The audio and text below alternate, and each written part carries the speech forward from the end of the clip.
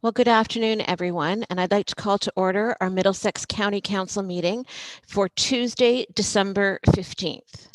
Is there any disclosure of pecuniary interest? I want to begin this afternoon's meeting acknowledging the tragic construction site event that happened in London on Friday. The Middlesex London community is a small one, and a number of our communities have ties to those that were on the job site. I know you all join me in passing along our thoughts, meditations, prayers, and condolences to the victims and their families, as well as to all the construction workers and company representatives that were involved and affected. I also want to acknowledge the first responders who attended the scene. We are once again reminded of how incredibly well served we are. As the service authority for ambulance, I want to specifically mention our paramedics. I had the opportunity to go back and forth with Neil on the weekend, and he praised not only his team, but he let me know how well all the first responders worked together in what was a chaotic scene. Chief Roberts, please extend our appreciation to your team. In this circumstance, thank you seems so inadequate, but it is said with deep appreciation and respect.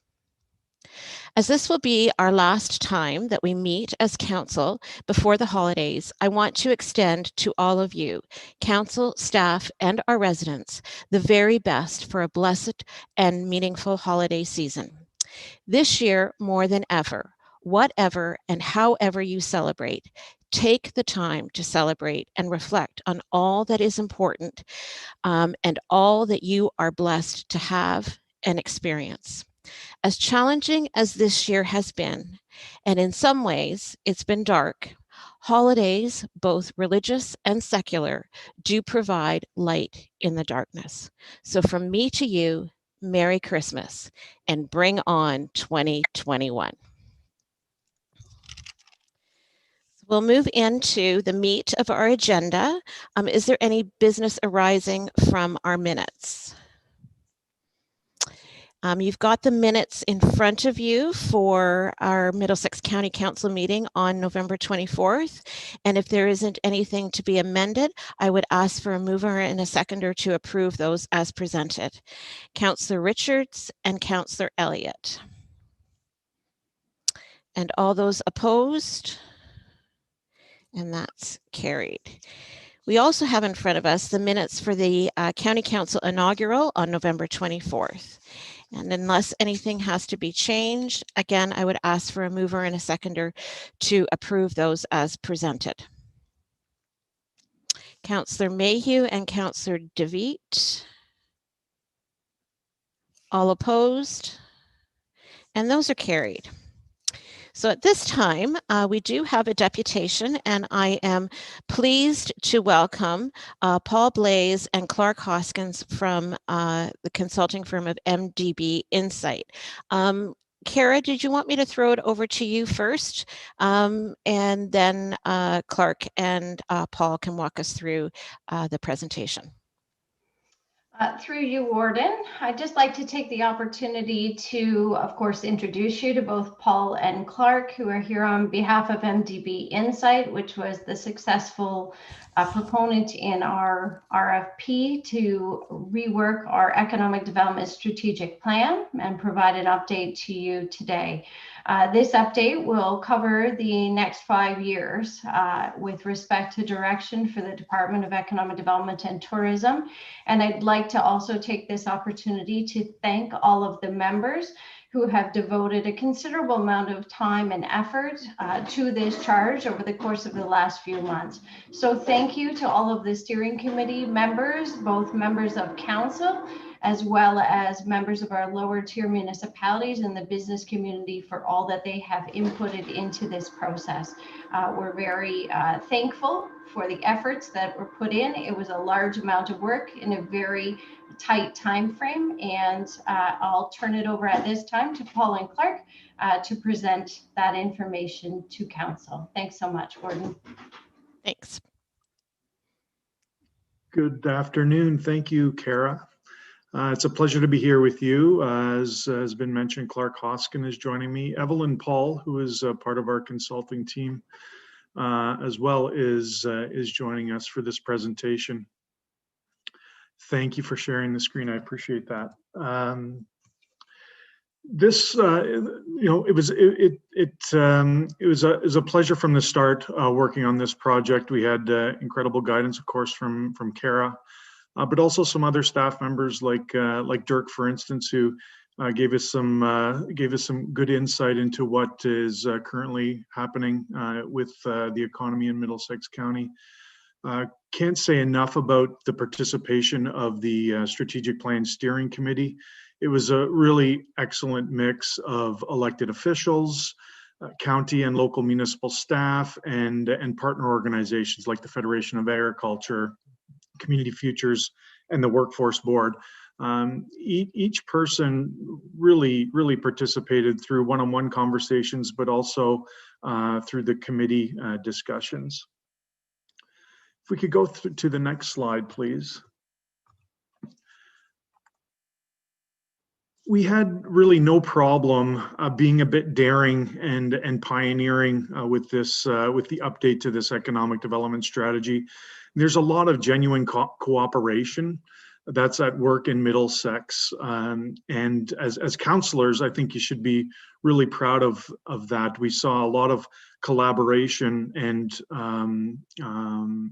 thoughtful conversation with local municipalities and county level staff. We found a community that knows what it's good at and has a very good understanding of the types of improvements that are needed. The RFP, Kara, the steering committee, everybody expressed very clearly that this work could not end with a series of high-level platitudes, but there had to be an action plan, and it must have really detailed goals and actions. And I think you'll recognize that within the document. I think you'll recognize that the action plan is ambitious. I think one thing that I want to be clear about at the beginning of this presentation is that what is outlined cannot be fully achieved without additional resources. So much has been accomplished since the first strategy 5 years ago, and yet there's still so much more that is attainable. I hope that this strategy motivates you to see the recommendations through. Next slide, please. Thank you. Whilst the project moved quickly, we had an opportunity to engage. I'd like to reemphasize the assistance of the steering committee here. These are the component elements of this strategy. Did a background review to ensure that policies align with the strategic objectives, or if they don't align, identify how that changes need to be made. We did an economic base analysis, which is sort of the statistical background behind the strategy. Spoke with a number of people, completed a SOAR analysis, which is strengths, opportunities, aspirations, risks, and results, kind of like a SWOT analysis, but a little bit more focused on results. And then we had a great conversation with the steering committee when it came time to an interim draft report, the future directions, and they gave us some sage advice, and we moved forward to develop the action plan. And here we are today, of course, presenting the final report to you, or presenting the report that's still in draft stage, and welcome to input that you may have. Next slide, please. There were four sectors that we keyed in on quite quickly, actually, in the strategy development. I'm going to go over each of those individually just to give you a sense of the kind of conversations that we've been having and the drivers that we think are going to be important to the future of Middlesex County's economy. Agricultural technology is one of those strategies that's been identified more so over the last year in some of the county's work. And one thing that we did notice, which is really of interest and plays into the notion that this has significant potential to be an important sector down the road, is that your county the farmers that are in Middlesex County are actually leaders in adopting technologies. We looked at data that identified how farmers are, including including technology in their work, and those in Middlesex lead the way. That includes precision farming, variable rate technology in crops, biotech enhanced crops, robotics, and automation, amongst other things. So there's an opportunity really to lead the way and improve not only existing business performance, but create new business opportunities. And to do that, we did see that there may be a requirement for service development land, more than you have currently. Some of the pressures on some of the pressures with success in this sector will lead to the desire to have more on-farm economic activity. Those may or may not be allowed given planning requirements. And so you definitely want to have a place where these on-farm activities can be moved off-farm and still maintain a place in Middlesex County. Next slide, please. Technology-based manufacturing and food processing. There hadn't been a lot of mention of this sector in strategies until recently, but there really is widespread appreciation for its potential. It definitely has the potential to be a positive, significant economic impact on the county. The gains can be very significant, and they can lead to some of the most visible of the traditional economic objectives. New manufacturing facilities that offer really great employment. At the same time, this is the one that could drive up the county's investment in economic development. To be consistently successful in this space, we believe it's important to participate regionally and get behind collaborative regional efforts. And there are a couple that are very strong. Kara is already very involved in the Ontario Food Cluster, and we recommend that she remain involved in that. But we're suggesting that Middlesex County join the Southwest Ontario Marketing Alliance, which is a collaboration with communities like Woodstock, Tillsonburg, Perth, Stratford, Ingersoll, and they work together to market the region for this type of investment. It involves a lot of international activity, and that's where the opportunities will come from. So this is where where we think that some resources placed can have a tremendous positive impact. Next slide, please. Thank you. Agritourism and rural revitalization. It was noted during the engagement that many more people have been noticing the county's efforts in this space, especially over the last 6 months. The upside is that some of this gain is directly attributable to COVID relief funding that has been put to very good use. The not so good news is that some of these programs are not sustainable without additional investment. So some decisions do have to be made over the course of the next year when it comes to this sector. Tourism has had a really tough go for the first 6 months. Well, I guess from March through to June.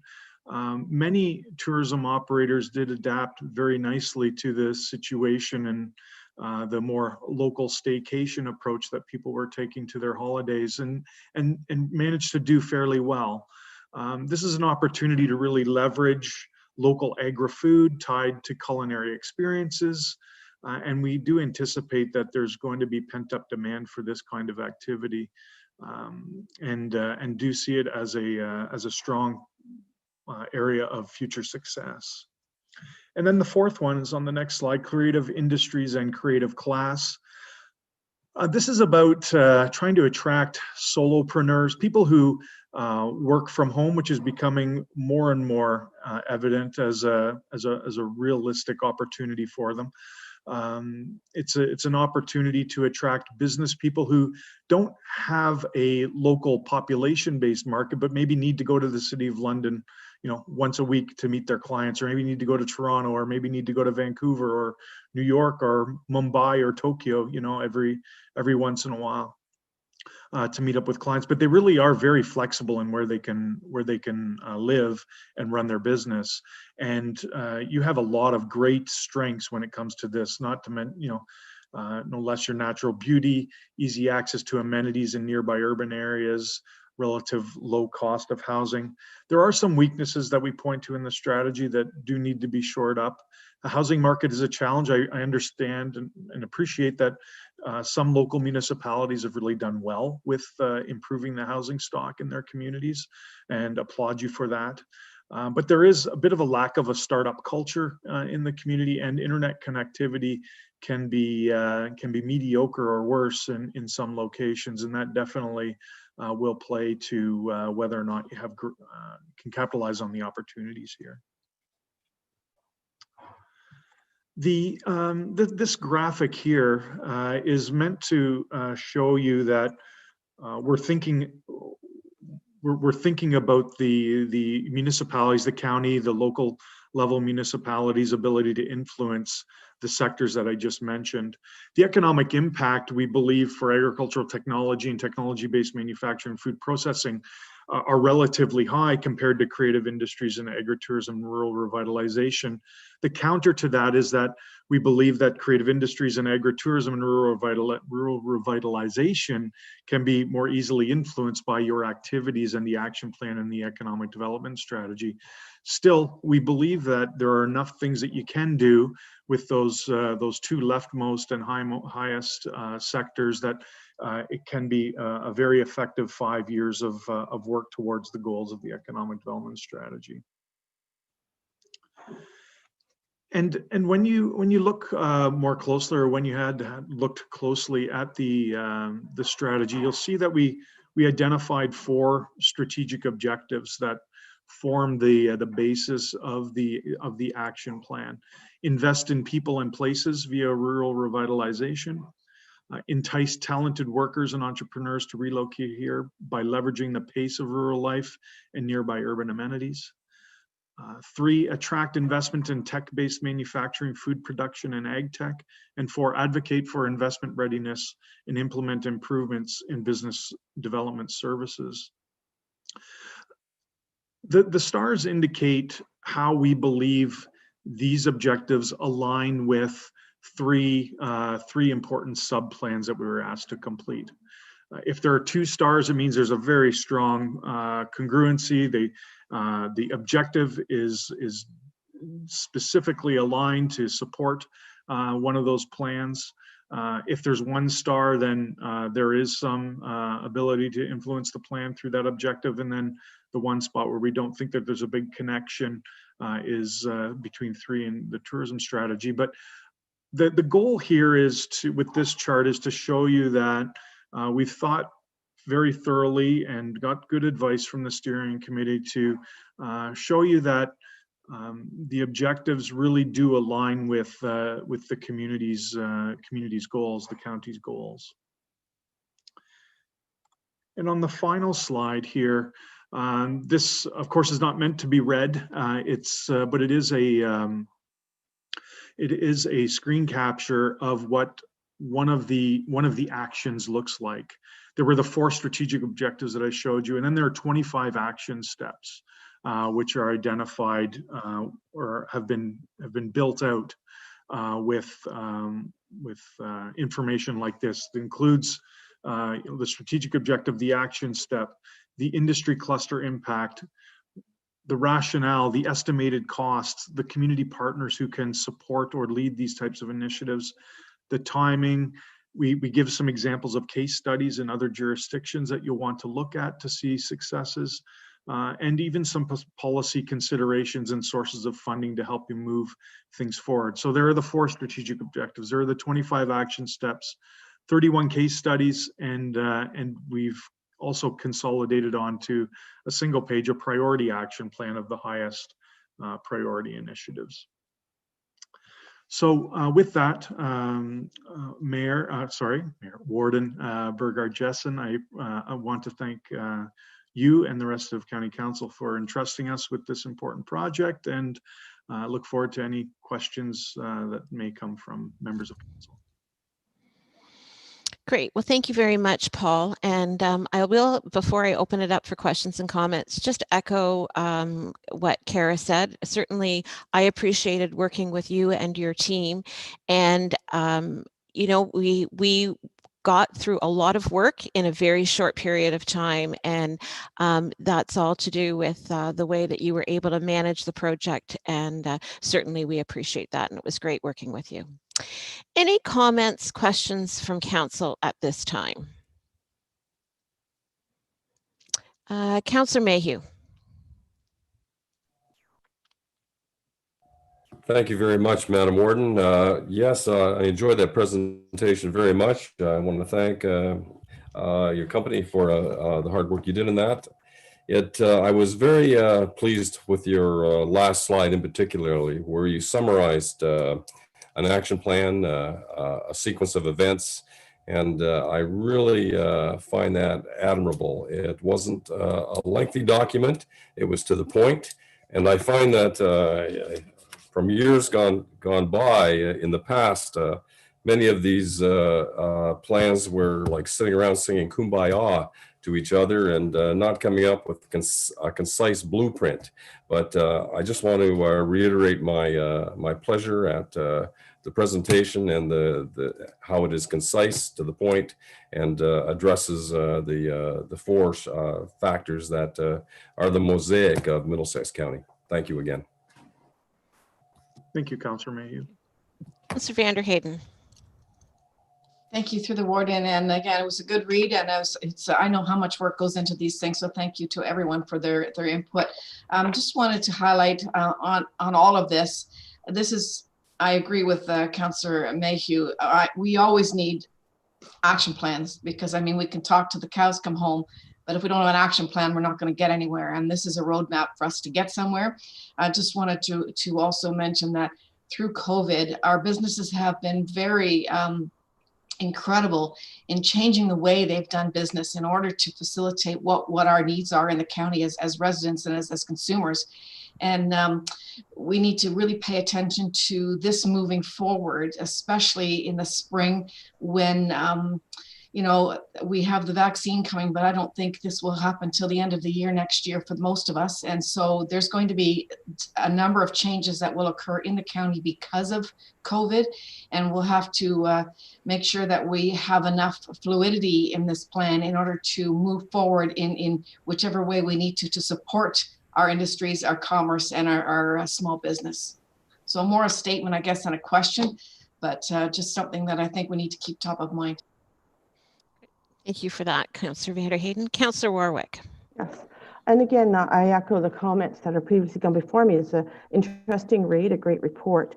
And I guess my problem is not so much with the report, but what we come out of that. When we talk about rural revitalization, I think anybody that's been on a local county council or a local council knows that you'll get reports in front of you, planning reports, where somebody wants, you know, a little bit of a larger severance so they could have a greenhouse operation or they can have a farm gate operation. And we know that these severances usually get turned down because it's going to be 98, 100 acres. It's going to be a large piece of property because that's the vision that people have of farming. Now, and you know, it's interesting to see that you have vertical farming included in your presentation, but again, we know vertical farming is started because there was no land and they went up. Like we have examples of that in Thames Centre, where we have a mushroom farm that's hugely successful and doesn't need to require a lot of land to be able to be a successful agricultural operation. So I always find, you know, we can look at these recommendations, but until we work hand in hand with our planning, Ontario planners, and you know, Dirk, I'm sure you've heard it millions of times, where people have great ideas to use small, odd-shaped agricultural packages, but we have to turn them down because of what our provincial policy standards say.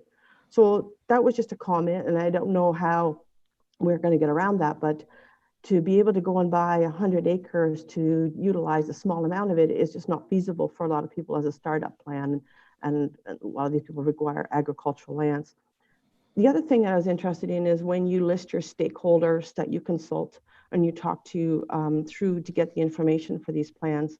I know you included the Western Wardens, and we know that that's a difficult one because they meet 4 times a year, and the landscape is ever changing. I mean, we have Warden Burkhart Jessen again for 2 years, so she would have 2 years on that committee, but a lot of times it changes, and they have people coming in and out. So I guess, I think that's a tricky one to have as a stakeholder when it's ever changing.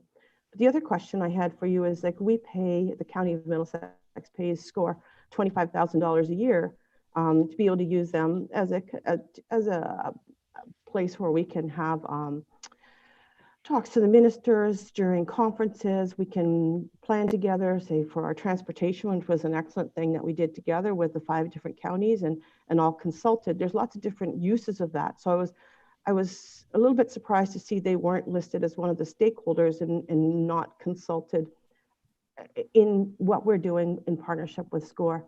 It's been a partnership we've had throughout the years, and I think to utilize that, we have to give them something to utilize as well. Like, it has to be a back and forth thing and not just something that we expect them to do for us. So I don't know if, Kara, if that's a question that you want to answer, or if the group wants to answer for that too. So,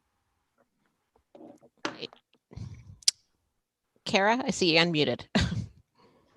I did unmute. Thank you, through you, Warden, and thank you for the question, Councillor Warwick. SCORE, to my knowledge, has been identified as one of the regional counterpart groups that we would be consulting with.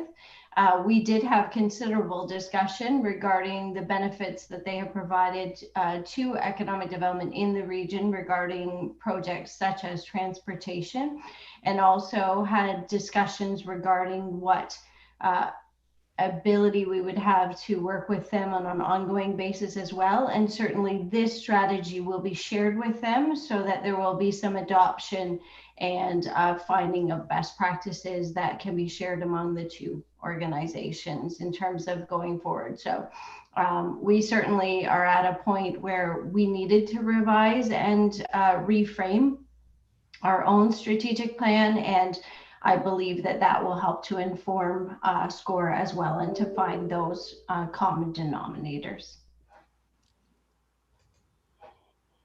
Okay. Did you have any follow-up, Councillor Warwick? Or I would just be curious to know. I mean, I don't want to put Dirk on the spot, but I just, I'd just like to know what his thoughts are about, as far as agricultural packages that may not meet that normal guideline. Through the warden, if I can. It's a good question, and I think we would start by saying that one of the outcomes of the UPDEV strat plan and county council strat plan is to also inform the planning process next. And so, early in the new year, looking at the county's OP and the ag policies and the ag severance policies, that's on the radar. In terms of the actual, proposals for smaller farms, I don't know how much we talked about that at the steering committee for this particular study, but that is something that we would have to look at more. It was kind of a more, I think, I don't want to put words in Paul's mouth, but it was a more broad look at rural revitalization, which includes farming, of course, but on-farm diversified uses and those accessory kind of uses, hamlets, urban setting revitalization. So I think it was that kind of broader category also that was looked at. okay. Any other further follow-up, Councillor Warwick? No, I think that, if we're continuing these talks down the road, there'll be plenty of time to talk about it. It's confusing to me when we're saying, oh, we're going to attract people to come to our areas to be able to work, be able to do this.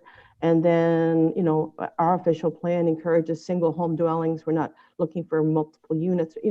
It's just, we say these things, but we don't put the ground out for that to happen always. So I think it's just important that we're aware of that and that we're working together.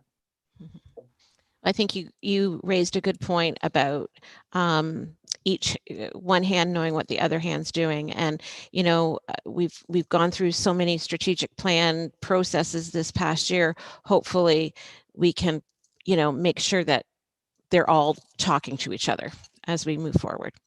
Councillor DeVitt, did I see your hand up?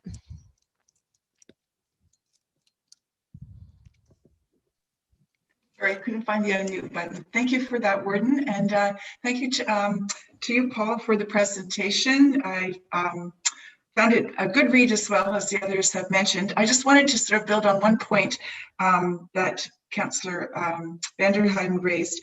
The part that I noted in the report that I thought was missing was addressing COVID. In your remarks, you did that. So I know that you were probably talking about it around the table. You primarily mentioned holidays and staycations and that kind of thing. But increasingly, even in your presentation, your words were that the good jobs that are more associated with industries and so forth, COVID impacts on robotics and how work is being structured in more, I guess, industrial settings or factory type settings, or some of those jobs that were deemed as good, has been changing a lot. There's a lot of literature coming out about impact of COVID on how work is organized. I mean, we know who's working from home and that kind of thing. So I think we really need to be careful to make sure that before we commit to certain kinds of sort of hardcore steps that are outlined, that we really take a step back and make sure that we're not thinking in sort of the past pre-COVID days, and that we really understand the implications of COVID and what some of those trends are. So as you said in your presentation, you did highlight some of that. So I think we're on the right track here, and there's a lot of work to do. So I appreciate the report, and thank you for that. Thanks, Councillor DeVitt. Any other, Councillor Smith? Thank you. Through the warden, just a couple of comments. I just want to say, really echo the comments that other council members have said about the report. Being part of the committee, it's been, sorry, someone just tried calling me. I'm not sure why. And I think it was from somebody on the screen. So just saying that the report is, it's excellent report, and it's been great to be on that committee. The one thing that I'm looking at is really down the road, and when we get to the budget discussions. And I was wondering, Kara, if you could maybe comment on what that budget figure will look like, say in the 2021 budget. Because I think when these reports come to council, I think we're all very optimistic and looking forward to implementing it. But then when it comes down to the dollars and cents of it, that's when the real discussion happens, is at the budget time. And that's where sometimes these reports and plans kind of fall flat. So I just was wondering, Kara, what is that dollar amount going to look like when we discuss the 2021 budget? Excellent question, Councillor Smith. Through you, Warden. There are some costs identified in the full version of the plan, and I also want to make the notation to Councillor DeVitt's point as well, that you will find references to COVID-19 and its impact on the economic stability of the county, sort of spread throughout the document in certain areas, particularly in the analysis portion. So I just want to make sure that that is noted. Going back to your point, Councillor Smith, the budget implications have been very much weighed since we have been working on this document. And my expectation is that the budget for the Economic Development and Tourism Department will very much look similar in 2021 as it actually does as an overall in 2020. The difference is going to be that, and as was noted by Paul in the presentation, is that there has been some affordability to us allowed through granting over the course of the last year. That granting has been afforded to us by groups including FedDev Ontario through the TRRF fund, as well as from OMAFRA through the RED fund for workplace or workforce attraction efforts. We've also been the recipient of granting this particular year through FedDev for another program, which was Canadian Experiences Fund. So considering those figures, our budget will probably look very similar. However, we will need to make a decision at County Council as to whether or not we have those funds to devote, because those grants certainly just Although they have come in, some as a result of COVID-19, some as a result of other programming, they're not sustainable. Okay, thank you for that, Kara. Did you follow up, Councillor Smith? Or are you good? No, that's excellent. Thank you. Okay. Any other questions or comments from council at this time?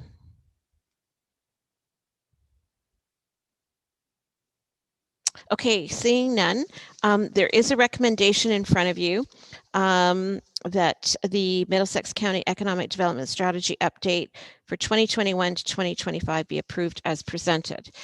If you're interested, I would like a mover and seconder for that, please. Councillor DeVete and Councillor Mayhew. Any further discussion? All opposed? And that's carried. Thank you very much. So one final thank you to Paul and Clark and your team. And we certainly look forward to the work. The work will now begin on this and to see how it actually unrolls. So thanks again and have a great holiday season. Thank you, Warden. Thank you. Regard, Justin, and you as well. Great. Thank you. Any inquiries or notices of motion?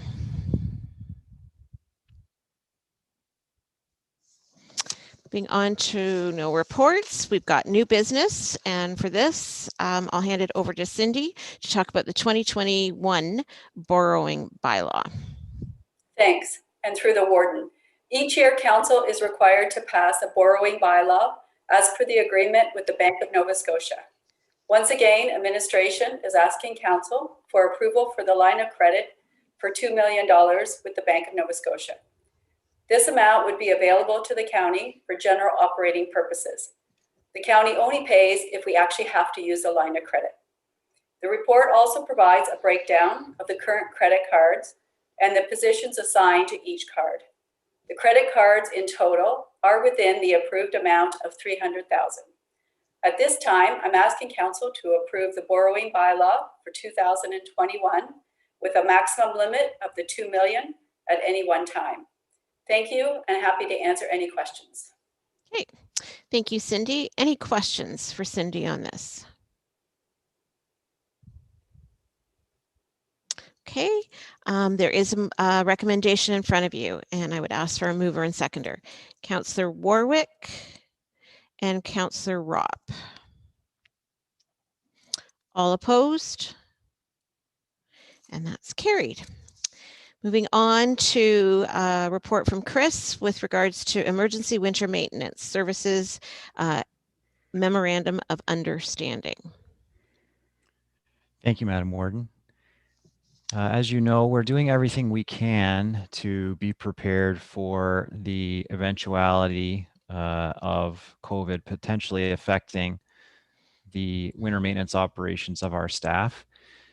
And in doing so, we've had a number of discussions with the local public works directors about how we could assist each other if the situation arose whereby we could not maintain our road system to a minimum level of service.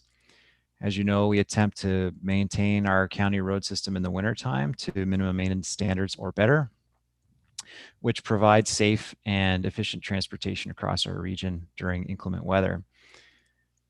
We understand that there may be times this winter where we'll be challenged to meet those standards. And as such, we are trying our best to put a number of protocols into place so that if we are having challenges, we have a method by which we can show that we've done everything under our power to try to maintain our roads, at least in a passable state. And we're trying to provide that service to one another and support one another across the board. It's certainly the most reliable and the right thing to do for our residents, and also to help protect our staff in the case of a COVID outbreak. So you can see we have a lengthy MOU here that was negotiated, and my thanks to the County Legal Department for their assistance in putting this document together. You may be seeing something quite similar coming to your local councils, because as well, we would like to see a resolution passed locally so that we can reciprocate for one another if the case arises where one of us can't fulfill our obligations to keep our roads safe during the winter. I also wanted to take a moment just to remind council and the public actually that we do have a longstanding practice whereby we will assist emergency services vehicles in case they need to get access to a property and the property is inaccessible due to snow. We will divert our drivers if possible and if safe to do so to assist ambulances, fire trucks, and police cruisers to attend scenes where they may not be able to otherwise without the assistance of winter maintenance equipment. So you'll see the attached resolution. It's quite lengthy, but I'm recommending that this be approved by County Council so that we can assist each other in the, hopefully the case that doesn't happen, that we're affected by COVID and our staff are unable to perform their duties for winter maintenance this coming winter. I would just note that this would be effective as of today and would only run to the end of our winter season in April of 2021, or at such time when the emergency declaration was lifted, either by that local municipality or by the county. We don't anticipate either of those happening before the end of this winter season. And I'd be happy to answer any questions. Great. Thanks very much for that, Chris. Any questions for Chris on this?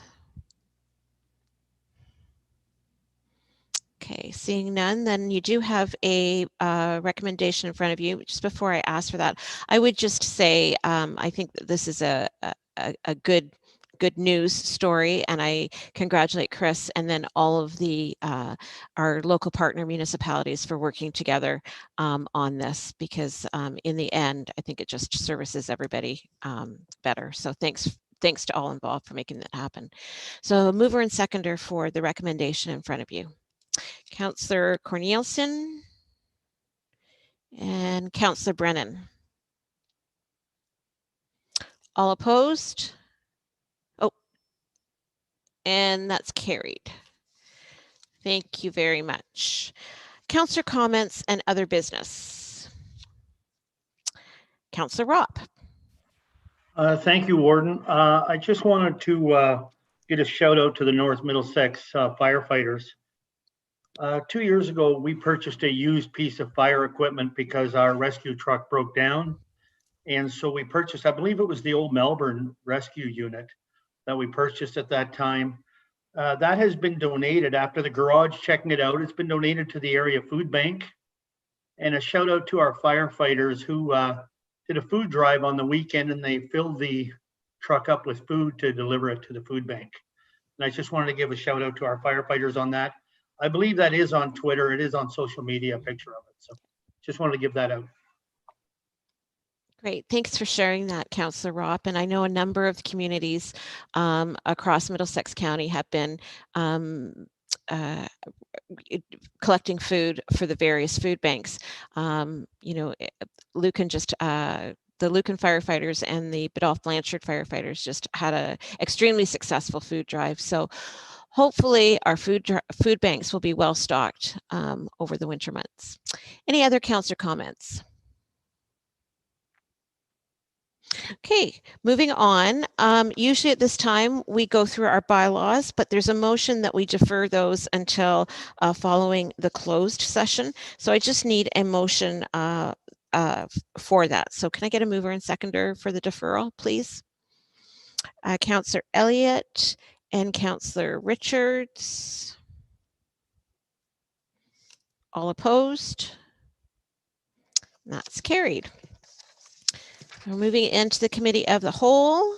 Our first delegation is presentation by Mark Brown with regards to Phragmites. Mark, it's great to have you today. Great to see you.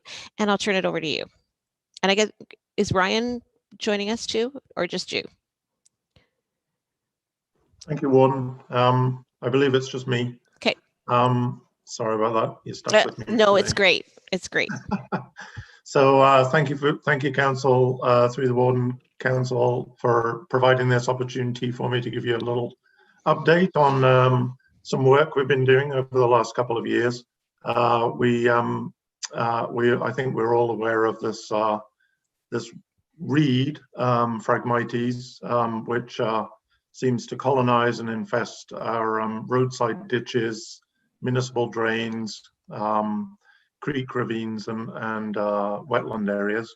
So we've been working with our roads department and on a little bit of a pilot project to test how what the efficacy is of spraying the reed, and particularly paying attention to trying not to affect non-target species, which has always been the problem.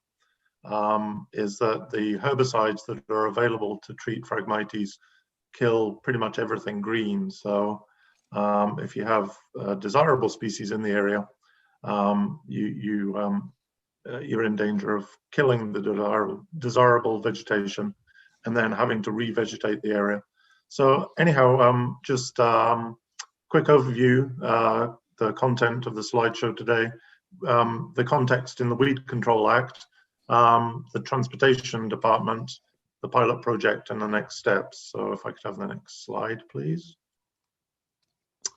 So yes, Phragmites australis, subspecies australis, common reed. It's an invasive plant which has come here from Europe, unfortunately. I think someone brought it over with them, liked it in the garden. It's quite attractive, all that sort of thing. And then unfortunately it got out and has been infesting our native habitats and roadside ditches. So next slide, please. So just in terms of the Weed Control Act, I just want to dispel a common myth. So Phragmites is not a noxious weed. It is quite obnoxious as far as I'm concerned, but it's not a noxious weed under the Weed Control Act. It's much more of a private public nuisance weed.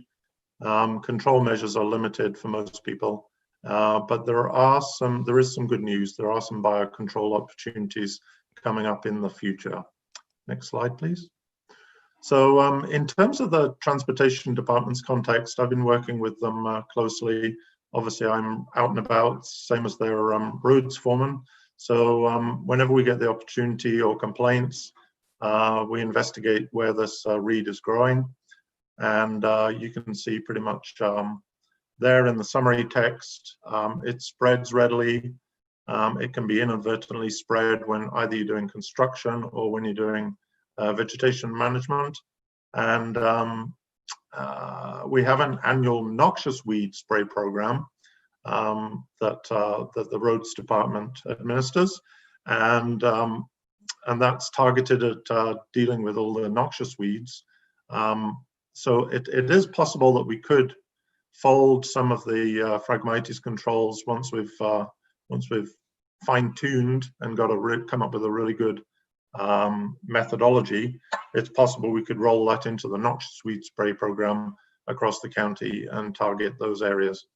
Next slide, please.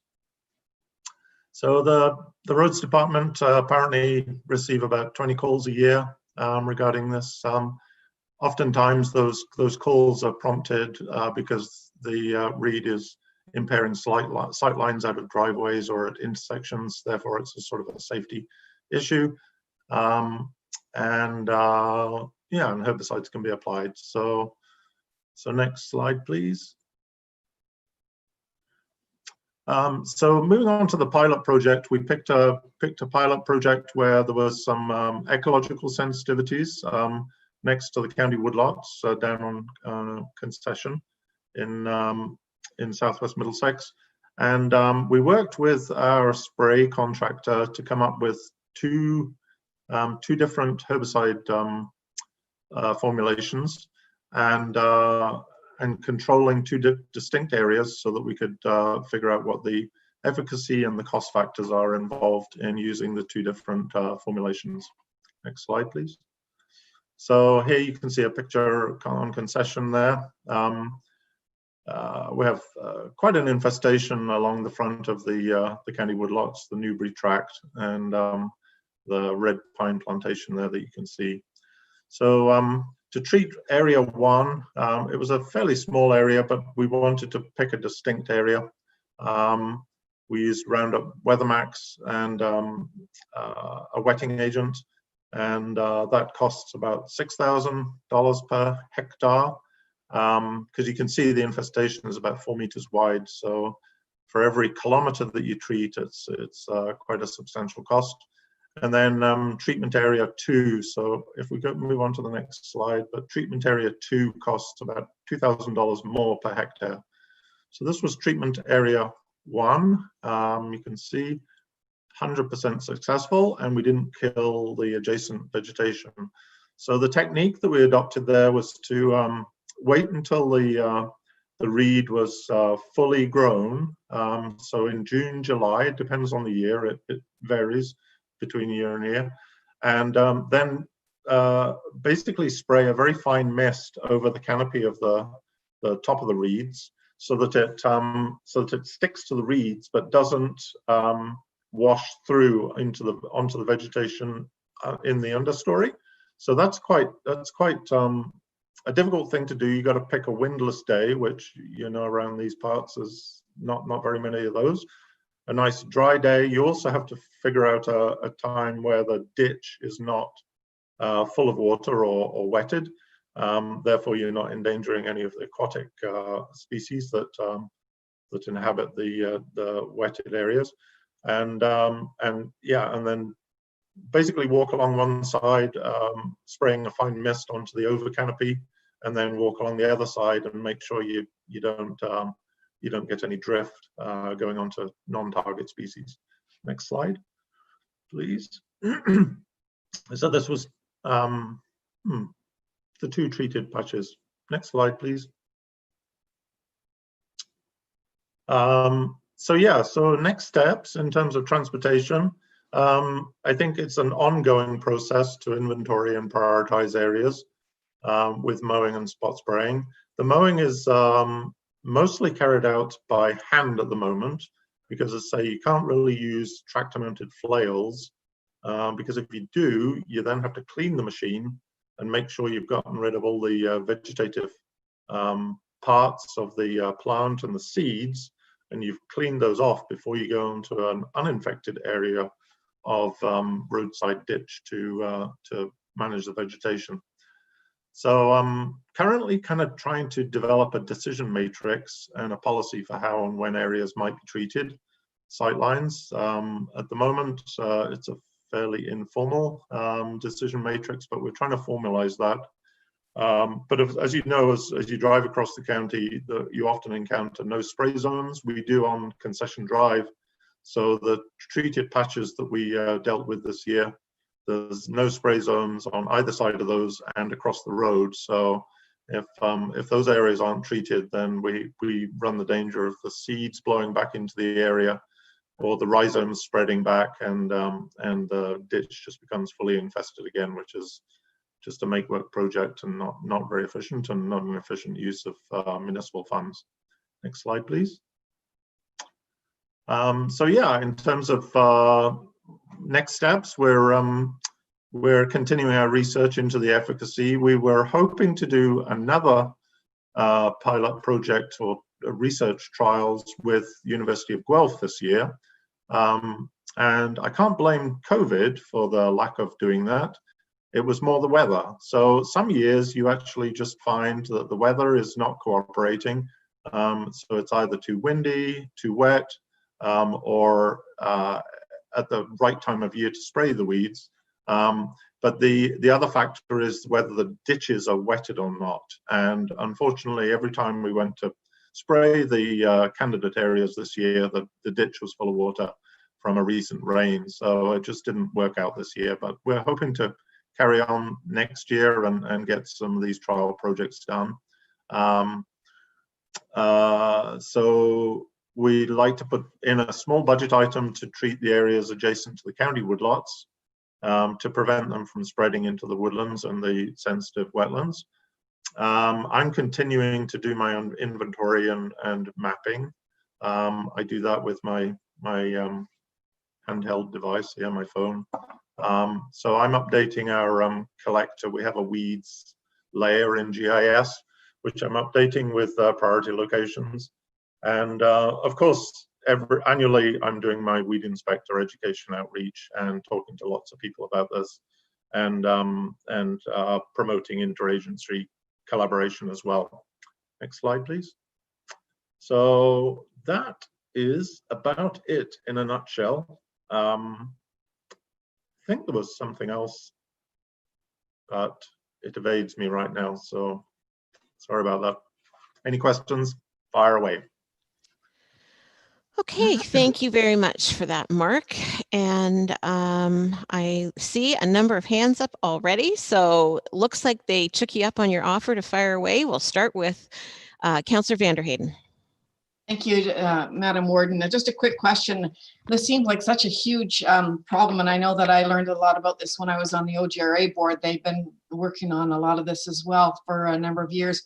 It seems to me a really expensive proposition with no real outcome, as you said. You know, we're still doing a lot of research, et cetera. And I understand that the sightlines are important, the wood loss and the sensitive areas. I really believe we need to protect those. But how do we keep this from spreading so that our work is not in vain? That just seems to me the biggest thing. And you know, you can clean it on one side of the road, and if you still have it on the other side of the road, you're not any farther ahead. So is there any opportunity for us to I know you're working on ways to get rid of this, but it seems almost very difficult. Yeah. Through the Warden, thank you, Councillor Vanderheyden. I just remembered what was missing from my presentation. I think a slide went missing. So there is some light at the end of the tunnel. Dr. Bouchier, I can't pronounce it very well, but anyway, a PhD in Alberta, works for Canada Agri-Foods, etc., Agri-Sciences. He's been working for years tirelessly. Actually, they've been doing their research in Switzerland, and they're trialing a moth. There's actually a couple of moths that they're trialing, and it's a shoot boring moth. So it actually burrows into the shoot or the stem of the common reed, and it mines out the stem, so the plant actually can't seed, and it flops over. So if it can't propagate seeds, it's not going to be able to keep spreading. So if once the insect is introduced to an area, if it can essentially sterilize the population of Phragmites in that area, then once that happens, is you can go in and spray the vegetative mass that's left, and it's a one-stop shop essentially. Now, COVID has hampered his introductions a little bit. He eventually got approval through the PMRA, which is the Pesticide Regulatory Management Agency. He got approval through them to introduce this insect to Canada, and I believe, because I've got this through the Chief Weed Inspector, Mike Cobra, he's kind of keeping Mike up to speed so that Mike can keep the weed inspectors up to speed, so to speak. So it's a little bit third hand, but I understand that they're doing some introductions. I think it's more up in cottage country at this time. So they're doing some introductions. They've tested the species. It doesn't like any of our local native plants. It doesn't like our native common reed. So it doesn't look like it's going to spread into non-target species and cause an issue there. But that really is the light at the end of the tunnel, I think. We still will need the herbicide option because, let's say, you can essentially sterilize the Phragmites and stop it spreading by seed, but it will still spread through the rhizomes in the soil or along the ditches or in the waterways. And so you have to deal with the vegetative mass that's left. So that's, I'm not sure where that slide went, but somewhere in the mix it disappeared. Sorry about that. Just to follow up, if I could, well, that's even more scary, introducing another insect or a moth into the area. I don't know.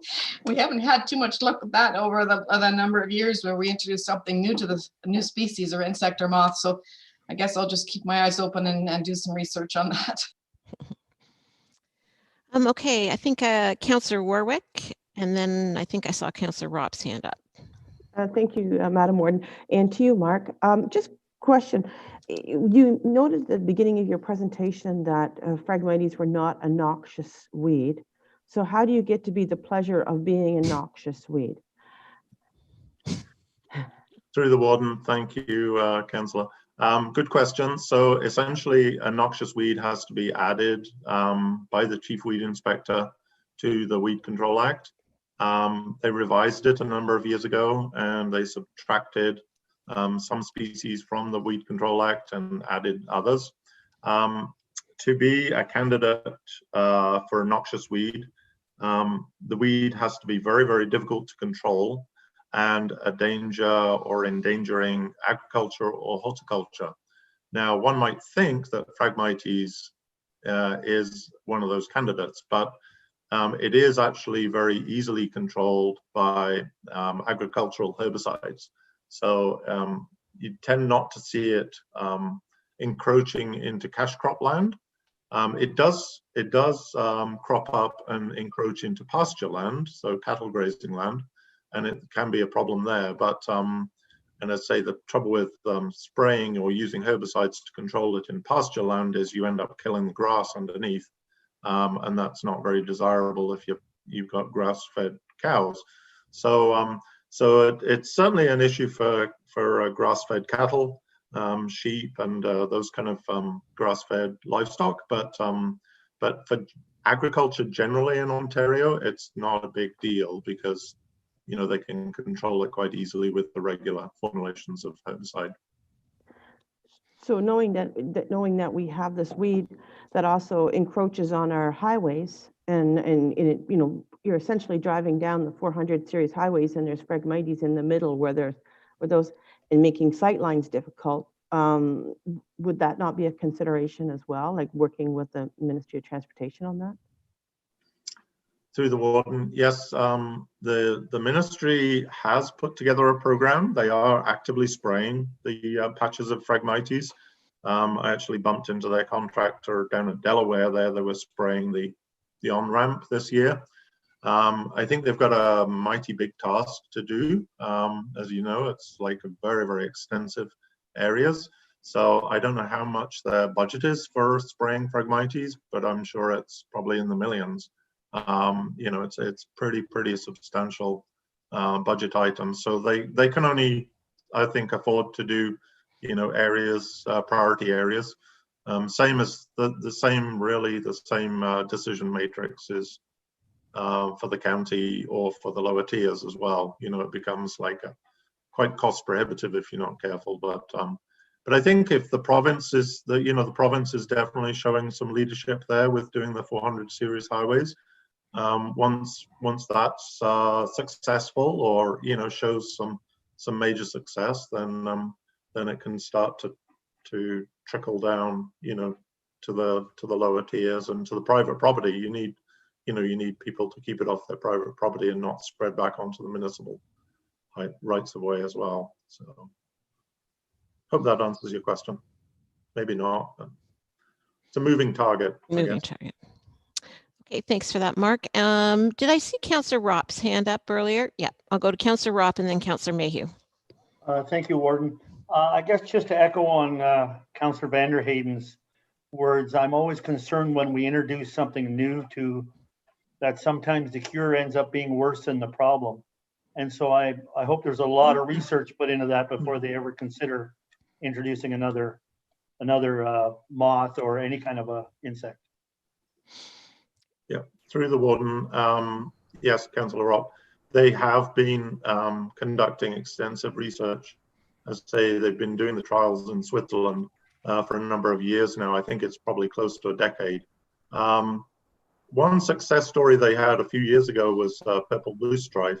They introduced a beneficial insect that feeds on that, and that had a really good efficacy.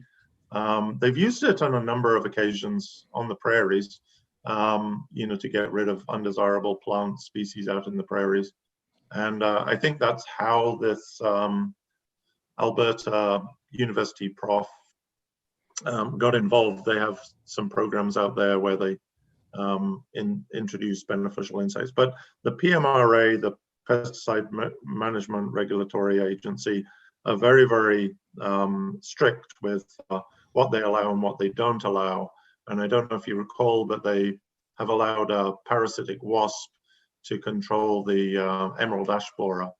They allowed the introduction of that, and the trials for that are going pretty good, pretty well, pretty.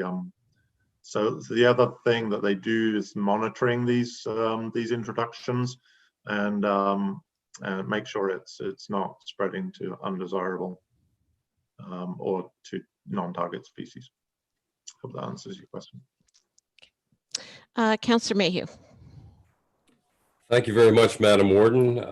Mark, a great presentation. First of all, Mark, I was very pleased that Southwest Middlesex was part of that pilot project. We're home to what's referred to as the Ansi area, the Skunk's Misery area. It's one of the best Carolinian forests in North America, and we see the Phragmites growing alongside its borders. Part of the narrative I'm surprised that hasn't been discussed is that the municipality that I represent, Southwest Middlesex, have 800 municipal drains. And the Phragmites can be a real challenge with this, where we maintain those drains and assess costs to the stakeholders alongside those drains. They put their money into this. Years ago, when we maintained a drain, it would be good for a decade. With the Phragmites, we can clean out a drain, and I don't know if it's because of the high nitrogen levels in those ditches that it seems in a matter of 4 or 5 years, the weed growth is there again, and we certainly can see the Phragmites in some of these municipal drains that do represent a significant deficiency on the operation of the drains. And when we look at the numbers, as I said, 800 of them, we're very pleased that we're making progress on this weed. In respect to a question to you, from a municipal drains standpoint, it obviously has an impact. Question mark?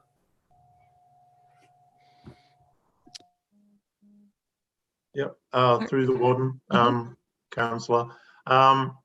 Yes, I'm not in direct correspondence too much with the drainage superintendents on this particular topic. Obviously, I liaise with them, you know, on the vegetation management through where it goes through the county woodlots and other woodlots across the county.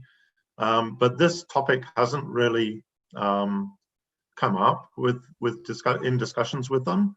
I remember talking over the subject with Liz Jeffries not so long back when they were planning maintenance on one of the new drains, and we talked specifically. We discussed the disposal of the debris that you scoop out of the municipal drain, and where that could be safely disposed of if it has any Phragmites plant vegetative parts, you know, in that spoil that you clean out of the drain, because obviously wherever you put that spoil, you're going to move the plant. So that's the difficulty there. I know Liz had a good handle on that, and she assured me that that wasn't going to be a vector for the weed somewhere else, that we weren't just going to clean out the municipal drain and then cause an issue somewhere else. But yeah, I'm sure it's something that maybe the drainage superintendents want to get together as a, you know, as a group and discuss, because it's county-wide. And if there are new measures, you know, or new controls that are available to them in terms of spraying versus the traditional cleanouts, then maybe that's something they need to do, you know, ahead of doing the traditional cleanout. Maybe they go in and do a pre-spray of the municipal drain and control the reed, and then do the traditional. But I'm not going to pretend to be a drainage expert, so I wouldn't want to encroach on their turf in that respect. But yeah, I think have the discussions. You good with that, Councillor Mayhew? I am, Madam Warden. Okay, thank you very much. All right. Any other questions or comments for Mark? Councillor Smith. Excellent. Through the warden to Mark. So kind of continue that conversation what Councillor Mayhew was speaking about is with this test pilot project and going forward, are we just specifically looking at county roads, or are we looking at the county altogether with the local municipal roads as well? Through the warden, Councillor Smith. The pilot project is so small, it's just a few hundred square meters, it's such a small area. We just picked an area that that actually ticks the boxes in terms of our requirements and our needs for an infestation and for a scientific review, you know, so that we know what we're doing is we have a control there. So we have a control patch that's not sprayed, not treated in any way. So we're just targeting that for now, but I think that's where our colleagues in transportation come in, is they can start to, you know, spread this, you know, once we come up with a good formulation methodology, they can spread that with talking to their local roads, you know, engineers and technicians, so that we have a consistent, you know, application across the county. Hope that answers your question. Maybe. Yeah, I think it does. I think it's more like, I guess, the conversation going down the road as to if the lower tiers want to be involved with this. Maybe it'll be something similar to what we look at with the road spraying, but it looks like Chris has his hand up. Yeah, Chris? Yeah, through the warden, Councillor Smith, you hit it right on the nail on the head there. It's something we look at with our coordinated weed spray contract. So those of you who don't know, we do coordinate weed spray with all the local municipalities. We kind of go half and half year after year. We sort of do one half the county and then the other half. So we do coordinate that with the local municipalities and the public works officials. You know, we usually talk around this time of year, early January, about coordinating that contract. And as Mark's saying, the challenge is that, you know, we're going to treat those specific areas if we find them. So if there are problems at intersections or things like that, where they're starting to hamper sight lines or cause other concerns with transportation safety, we can handle that. The challenge, and to sort of go back to Councillor Mayhew's question about municipal drains, is application in wet conditions. So that is the big challenge for Phragmites. So until there is an approved method for a wet condition type pesticide, municipal drains are a huge challenge, and many roadside ditches are a huge challenge as well, just because there are several areas where those ditches just don't dry out enough during the season when spring would be effective on Phragmites. So just Councillor Smith's question. Yeah, we will talk to the local municipalities, and I apologize for Ryan not being available here today. But again, this is a treatment. We tried the two different types. It's very expensive, but certainly something that we hope will come down in cost over time and with quantity. So we will coordinate that with, I believe, and Ryan would tell me if I'm wrong, I believe we're in the east this year for weed spray. Follow up, Curtis? And then if I could, so if we do get any calls or emails in regards to Phragmites in our local municipality, would you like us to forward those on to the county as well, or just to our local roads department? Well, through the warden, Mark, if you want me to jump in on this. So that's part of the protocol that Mark was talking about. We're trying to figure out how we prioritize these things, right? The county gets around 20 or so calls a year of complaints about Phragmites. And of course, we want to try to protect any kind of invasive issues in our county woodlots. But yeah, definitely, if you're getting complaints on the local roads, compile them, let us know. And if we do get out and do some spot treatments, certainly can put them on a list and get an idea of a budget for the coming year. Again, the challenge will be weather dependent, water dependent. Sometimes it's extremely difficult to actually get the program completed, as Mark alluded to earlier.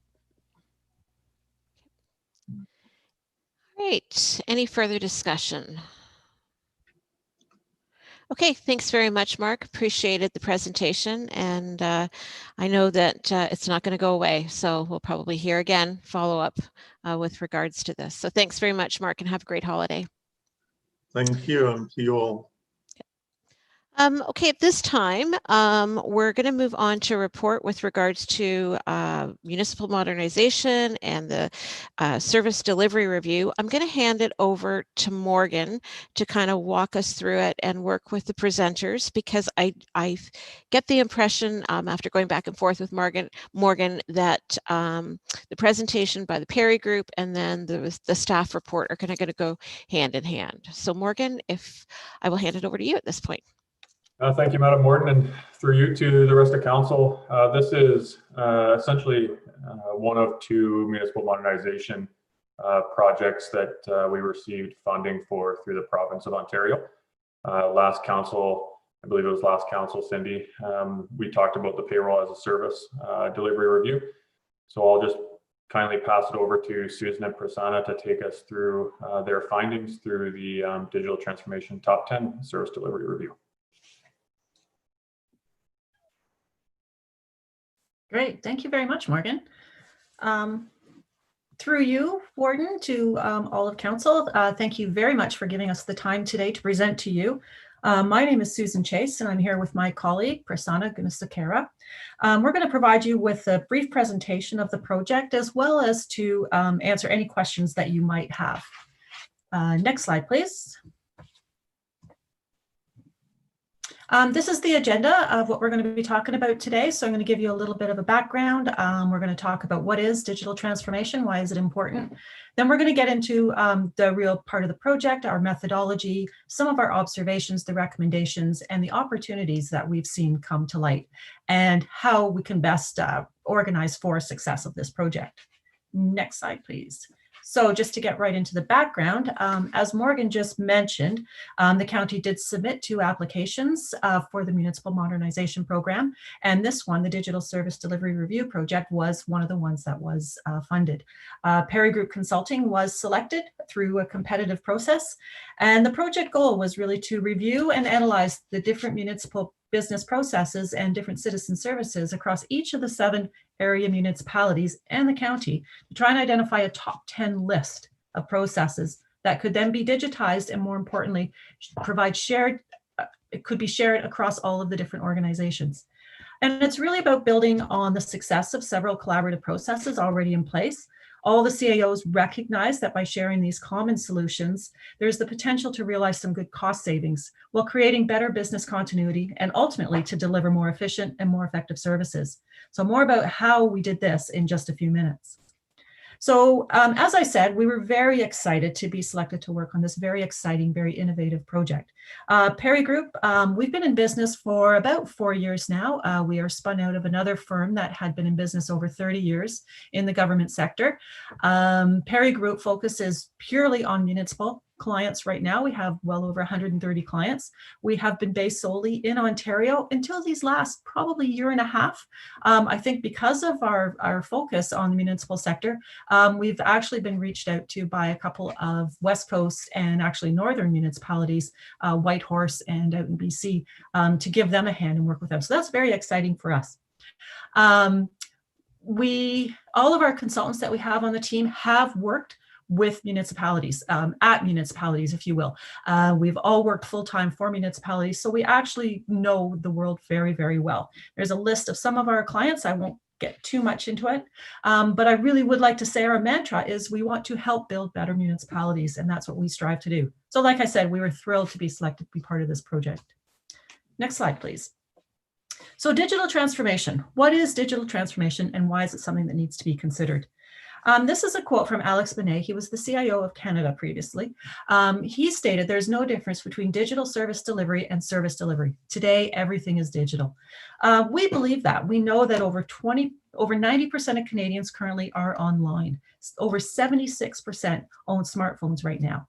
We know that modern organizations use technology to simplify processes and hopefully to enhance service delivery for both staff and customers. And we know that customers means not just citizens, but also local businesses and developers. They all use technology every single day. Even during this pandemic, we've really seen an obvious increase in that. Everybody is relying on digital services such as Amazon, Skip the Dishes, Instacart, whatever it might be. Digital services are here to stay. Government has had to really pivot during the pandemic. We've seen a lot of changes there. I mean, previously there was services like you could get your driver's license online, you could get a new license sticker online, you could even get a passport online. But during the pandemic, we've seen a lot of change, especially at the local level. We've had to pivot. We've had to become a lot more agile, a lot more flexible in our service delivery because services have to continue. So we've seen a lot more online applications coming forward. We've seen things like digital signatures, digital approvals moving along, online service requests, and e-payments going on in municipalities that never happened, let that happen before. Next slide, please. Even in the banking industry, nope, back one. Thank you. We know that over 88% of Canadians actually bank online today. And if you consider the banking industry, it's one that is often aligned with government services, being very, quite bureaucratic, if you will. It's got a lot of rules, it's very, very regulated. So they're very, very similar in a lot of ways. In the past, not that many years ago, you actually had to go to the bank, you had to fill out forms, you had to speak to a teller, and you also had to go during very specific business hours. Then we moved along to ATMs. That gave us a lot more flexibility. People were excited with that. But today we can now do e-transfers. You can deposit a check using just a photo. This all works because banks have built the back end systems that really enable this exceptional level of customer service. We at the Perry Group, we believe that if people trust their bank to provide their services online, that they will trust their local government to do so as well. Next slide, please. So this really is what we mean by making sure that all the pieces are in place, from the customer-facing app through to the back-end systems that are actually used by staff. So if you consider at the very start, what we want to see with digitized services is that a citizen can actually generate a pothole service request, for example, using a mobile app as they're driving on their way to work. That app actually goes automatically to the staff who are using the work order management system that automatically generates a work order. So we're not talking about an email being sent to a staff person who then has to pick up that email and do something with it. It's automatically sent through the systems. Then the road staff will complete the work, and they're going to update that system right from the field using their mobile device, whether it's a tablet, a phone, or whatever. It's all done right then and there. And then the system itself automatically informs the customer, thanks for the notice and the work has been completed. But this can only happen with a completely re-engineered and digitized service request process. Everything from that original digital submission through to the digital assignment and the scheduling of the work, and right down to the digital update from the field. We believe this is digital transformation of municipal service delivery. This is how we can actually move forward and realize some of those cost savings, some of those efficiencies that we're always in trying to find. Next slide, please. Of course, there are some considerations that have to be taken into account. Customer preferences must be respected. We know that there are still some customers who are more comfortable with paper-based. We have accessibility requirements that absolutely have to be accommodated, but there's still those people who want to come and have their tax bills stamped by the tax collector. There's still those people who prefer the face-to-face interaction with their local government. That's important, but that doesn't mean that that has to stay the way. It means government moving to more multi-channel service delivery. And I'm sure you've all heard this kind of phrasing at conferences that you've been at. It's about providing the services in the different ways that the different people actually require them.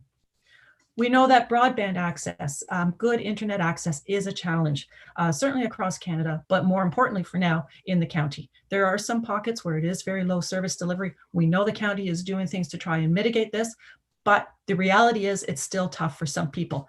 There's also the affordability aspect. There are some groups in the community that might not be able to afford good connectivity.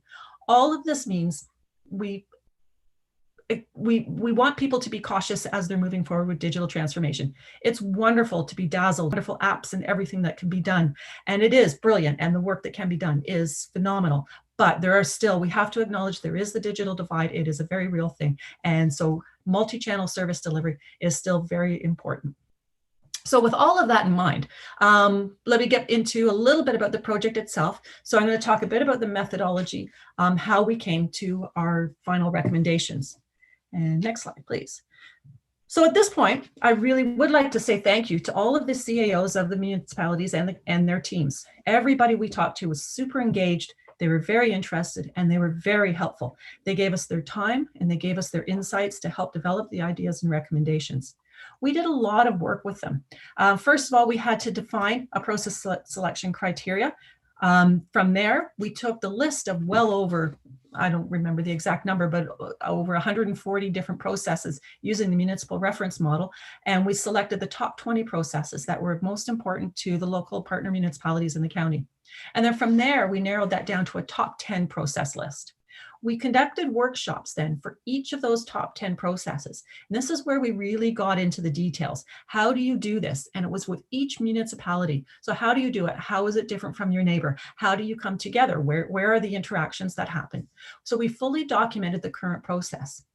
While we were going through that stage, we also talked a lot about what opportunities there were for improvement? Where were there gaps in services? Where were there things that our customers wanted or expected a little bit more from us? Or where were there opportunities that staff needed a little bit more from the process? All of those different shared improvement ideas were identified. And then we mapped all of that into the to-be process. And this was reviewed with all of the CAOs and their teams again. And then the final report was prepared. What we found through the investigations and the analysis, these areas came up as providing the best opportunity for improvements and for even further collaboration. So we identified the asset management, and within asset management, there are 5 distinct areas. Everything from the initial service requests, like that one I talked about in the example earlier, to complaints and work order process, asset condition tracking, so tracking how all of the different assets are going, their life cycles, preventative maintenance, replacement and decommission of those assets, and then of course, asset reporting, everything from the PSABs, but also better reporting for management of staff so that they can better make their decisions. The next area of assessment that was identified was the budget preparation process. Council and committee meetings and agenda management was identified by all area municipalities. I will say here that if there was any processes that weren't identified as a priority by all 7 municipalities and the county, then it was taken off the table. We really wanted to focus on those that impacted everybody that was involved. The development planning application process was another one that became an area for further assessment, as did the external communications process, and policy and standard operating procedures. I almost said SOPs, and that wasn't going to cut it. Standard operating procedures creation and the maintenance process. So my colleague Prasanna is actually going to talk to you now about our observations and some of the recommendations that came forward. Thank you, Susan. So the high level, before we go on, do you have any questions, or do you want to wait till the end of the presentation? Through the warden. I can't see everybody, so if anybody's got a question now, they can just chime in. Otherwise, we can wait to the end of the presentation. Okay, thanks. Okay. So the high-level observations, it was commendable to see that the amount of collaboration that's happening within the municipalities, with each other and the county was unique. And we think this is a foundational requirement for even the recommendations that we have brought forward. So this is already there. The CAOs work really well with each other and with the county. We found that there are some similarities. These are obvious. The priorities and the services that municipalities provide are very similar. The legislation that you're bound by is very similar, and the challenges that you face are also similar. At the same time, we found differences in business processes. So even though the services are same, the way you provide that service to your end clients could be slightly different. You may have different approval processes, different workflows, even though the end service is same. You already share some common tools. We see that multiple area municipalities using the same permitting system for building permits. Most of the municipalities use the same financial system to manage your finances, agenda management system, records management, and even the website. You are moving towards a common partner to provide your website development. So there's already a lot of collaboration happening. At the same time, we found out that digitization is where you have the most of the opportunities. So mostly online services and end-to-end digital processes are where the county and the municipalities can work together and improve the way you provide services. Digital divide, Susan spoke about this. This is very real, even though there's 92% Canadians who are online with internet access, including about 75% of the seniors based on 2018 Stat Canada reports. There are still pockets and different groups of citizens who don't have the high-speed internet access, especially in rural areas. Next, please. So the high-level recommendations, there are 2 separate items here. The number one is digitizing your business processes within individual municipalities. We found several areas that we identified. We'll be talking about those. But what are the benefits of digitizing? Now, improve customer service 24/7. Susan talked about the banking industry. We had to go to a bank a few years ago during work times to get a transaction done. But all of a sudden now it's 24/7 because you can do it from home. Same with municipal services. The moment you digitize and go online with self-service to your citizens, your service becomes 24/7. That's a huge customer service improvement feature. Reduce staff time through automated activities and less duplication. So when you digitize a process, you take paper out of that process, and the shareability, access, and your approval process for that particular business process becomes more efficient. You spend less time reading documents or printing documents or emailing separately because it's all tracked within a digital system. Reduce elapsed time through reduced manual activities. When you reduce the duplication, you can reduce the time from the point of the start till the end of the point. So from the point you receive an application for a building permit till the point that the building permit is issued to the customer, that cycle time can be reduced. Improve decision-making through data analytics. So when a process is digitized, you continue to track and collect data throughout that process, and that helps you to make better decisions based on data. So that's a byproduct of digitizing your business processes. And basically overall efficiency and effectiveness of a service delivery. For an example, this is based on the various studies that we collected this data. The cost of providing a service over the web is about $1 compared to over the phone for the same service, which will be about $5 compared to face-to-face over the counter, which could cost you about $12 for the same service. So there's real savings, efficiencies for organizations through digitization.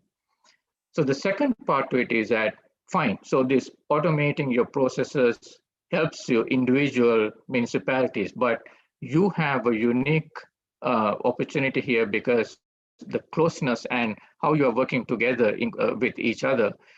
By doing it together, you can even further receive more savings by doing it together. We will talk about details later.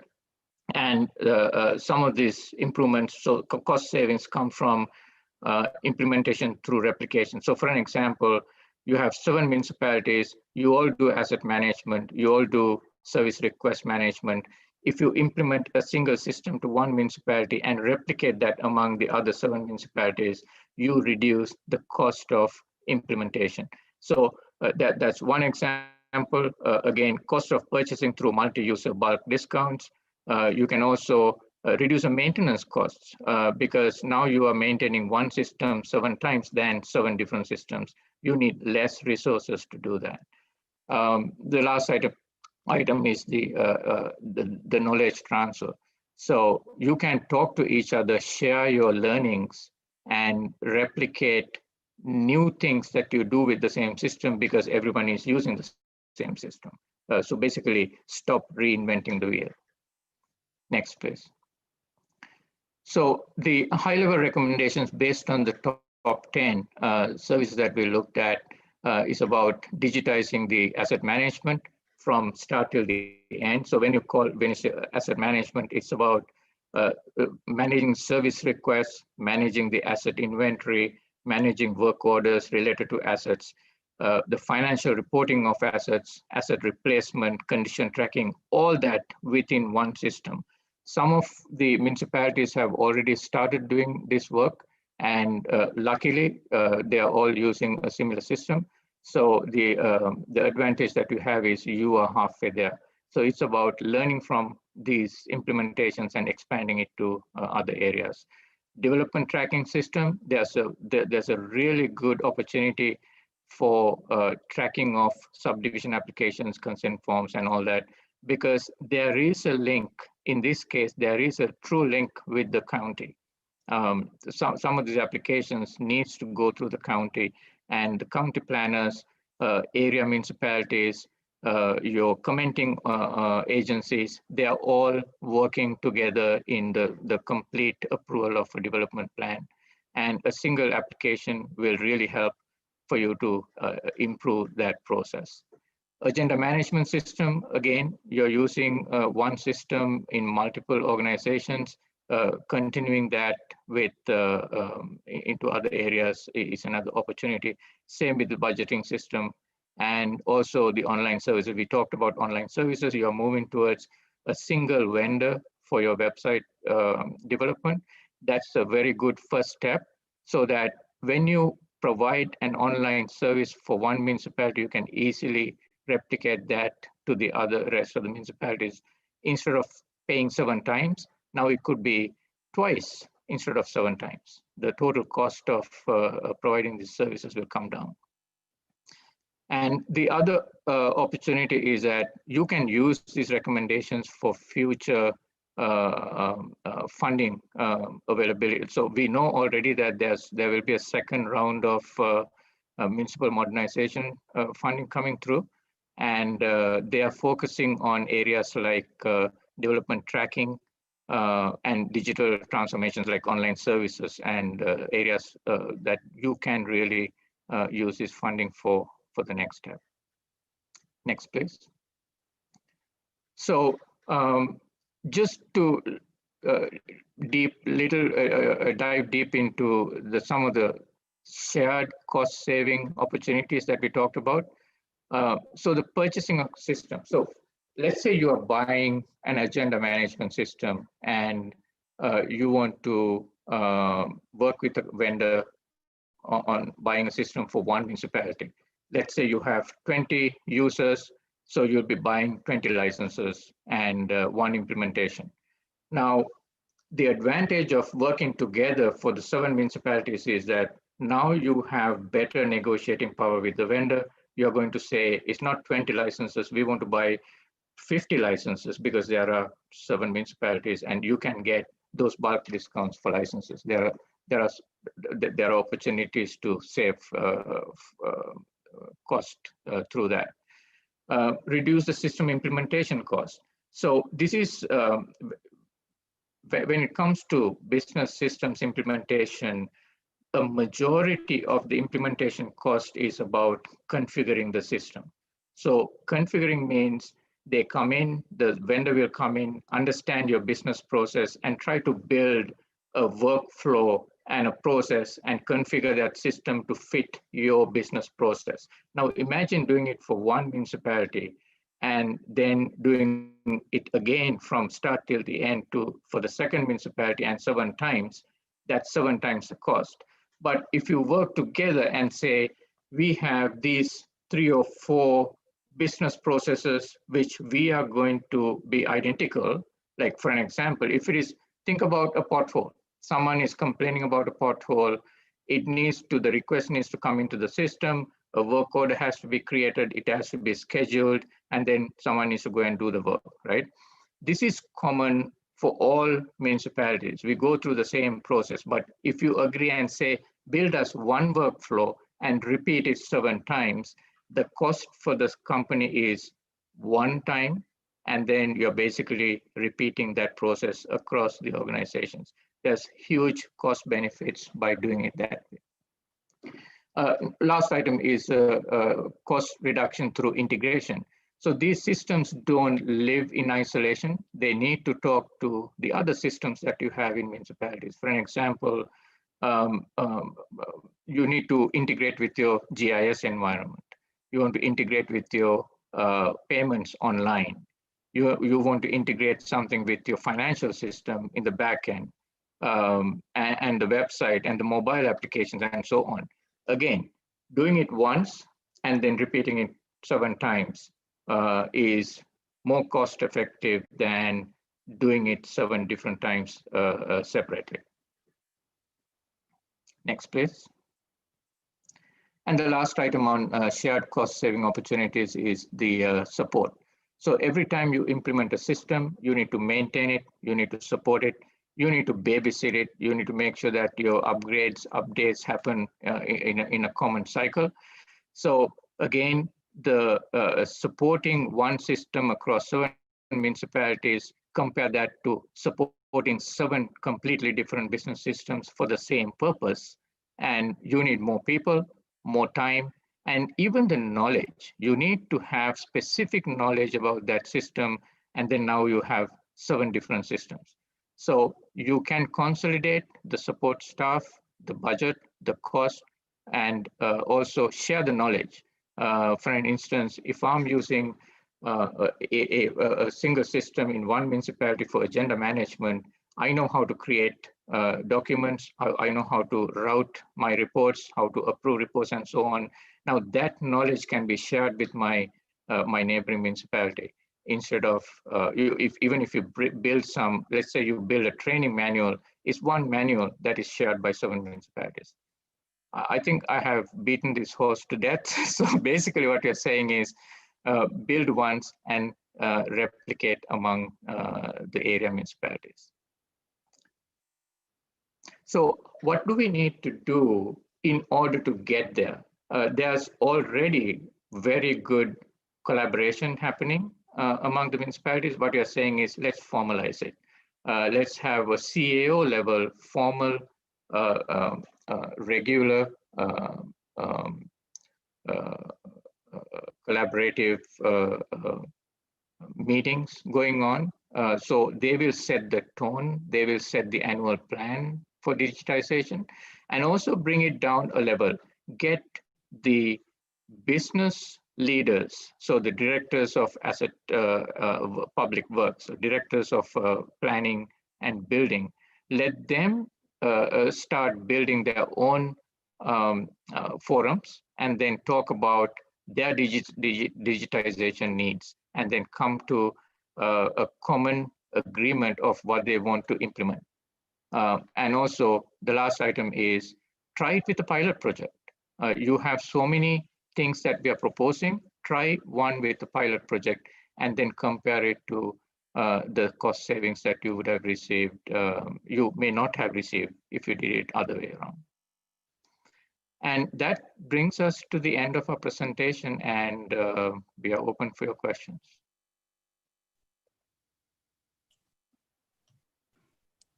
Great. Well, thank you very much, Susan and Prasanna. That was a lot of information, but very informative. So appreciate all the work that went into that.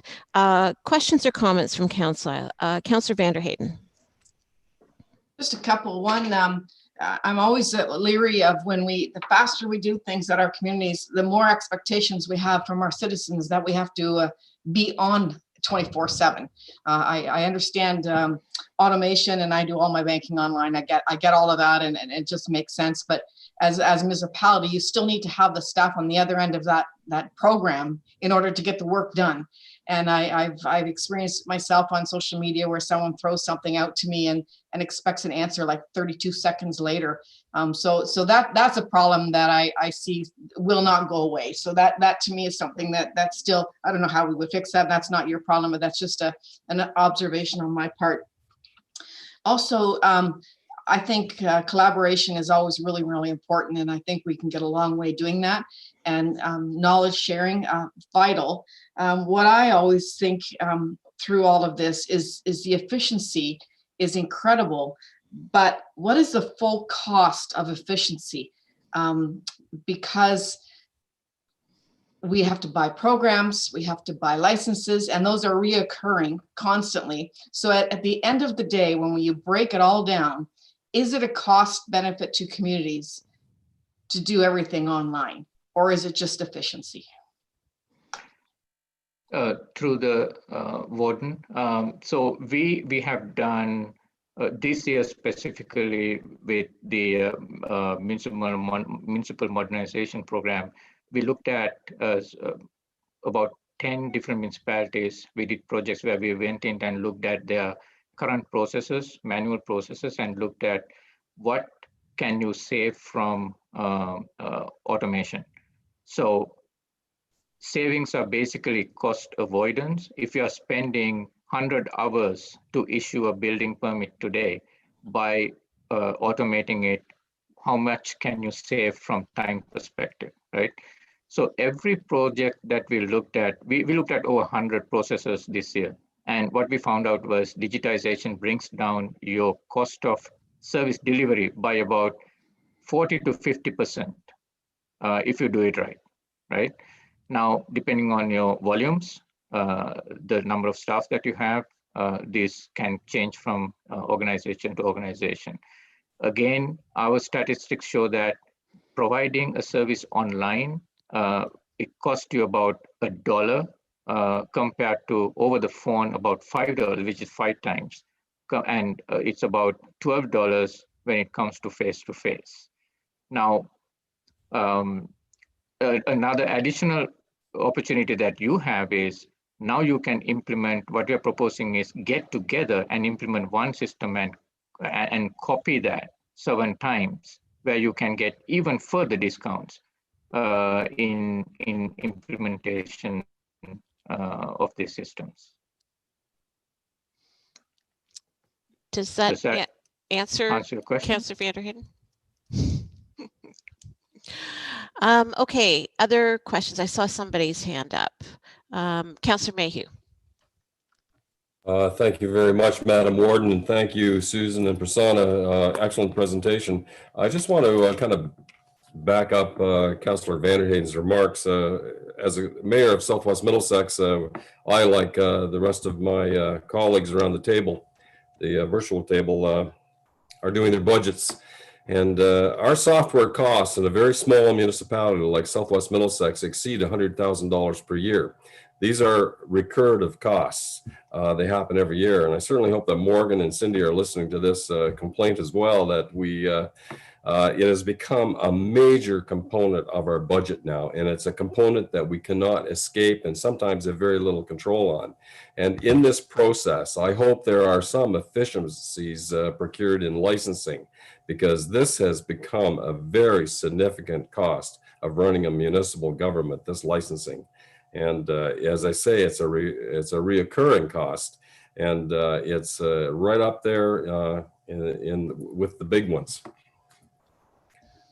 What can we expect in terms of implementing your recommendations? Will we be a beneficiary of lower cost and licensing?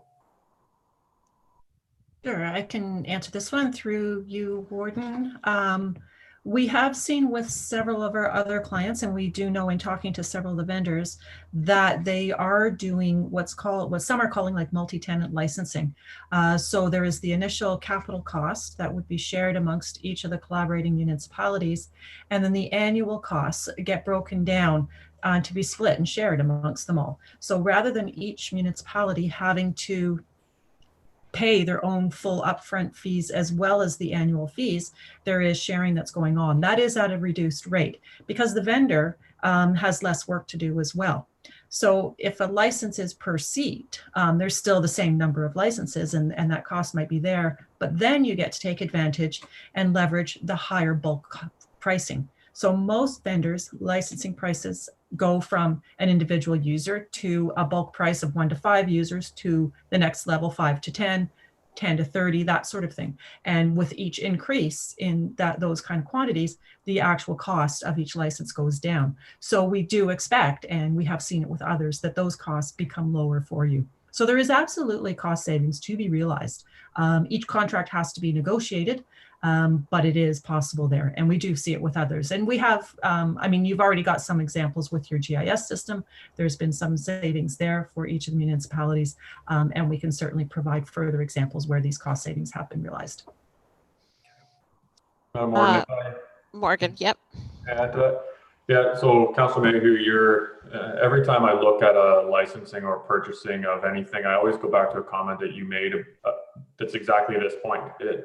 Our costs are skyrocketing when it comes to digital service delivery, that we have to be continually creative to find new ways of really using the market to our advantage to purchase additional licensing through an economies of scale perspective. Now, the interesting part is the industry is starting to adapt to some of those creative ways where we're now seeing things that used to be a one-time purchase. So you'd buy a license and you'd use it for 10 years if you could keep your business process within that without it evolving over time. And now what they're doing is turning everything into an operational expense. So now you're seeing annualized expenses, and it's not a capital cost anymore where you do it once and then you'd almost forget about it. And then 10 years later, that cost would come up again. So the industry is starting to evolve as well to recognize, some of these creative ways to keep people up to speed. But then they're also talking about things like IT security. So if you kept yourself with that IT system for 10 years, well, now you've had 10 years of lifespan of that thing that could create more holes in your security program. So it is kind of it's a good thing, but it's also a bad thing, and it is a cost that's very difficult to get away from. So then we started to look at strategies of how do we reduce our labor costs to implementing IT systems. So we have a shared IT team among most of the municipalities in the county.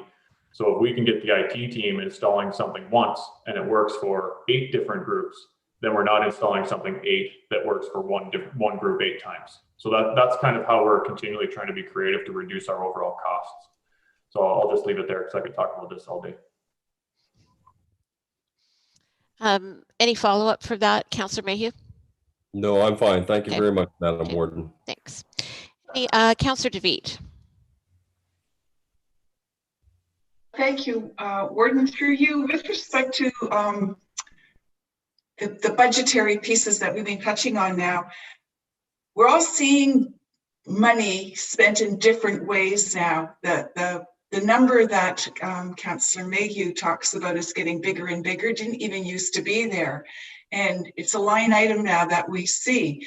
But I think the example in the presentation was, for example, it used to cost about $20 per transaction to do something face-to-face.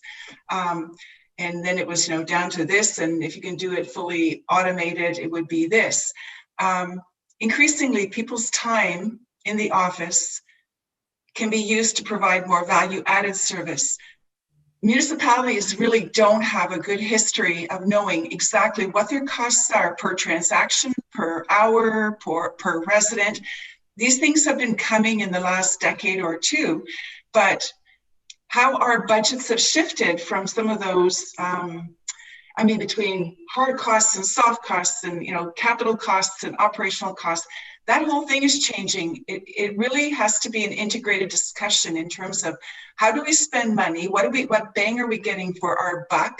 And yeah, I've got my old hat on again, so I'll just stop there. But it's not an easy thing to get your head around necessarily, because it's on every level through the whole organization, and to the extent that we're working with partners, actually spread across a bigger base. So I'll just stop there and just say thank you for the presentation. It was most interesting, and I think we'll have good opportunities to give our residents good value or better value on an ongoing basis, and I don't know, keep ourselves afloat. We'll have other things, COVID costs to worry about. So thank you.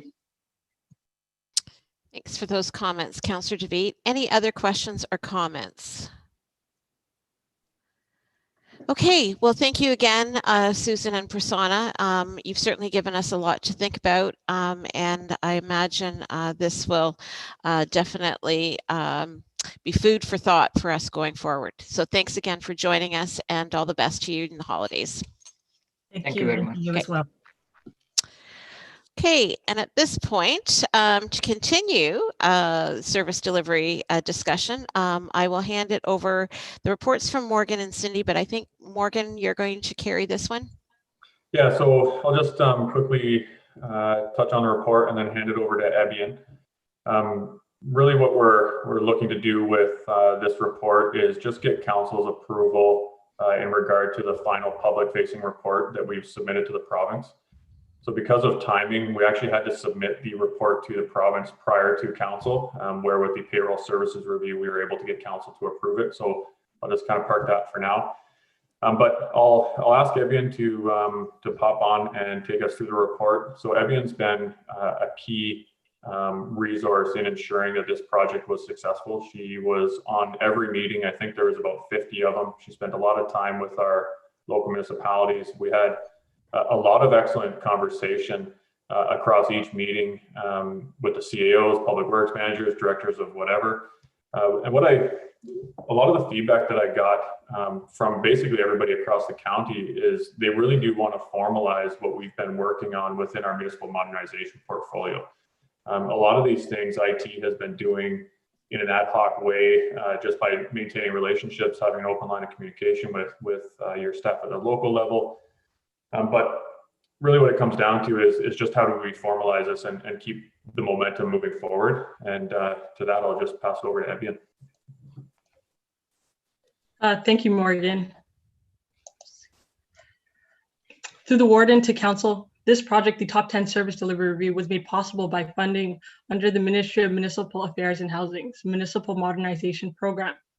The Municipal Modernization Program is a great opportunity for small municipalities to invest in their future.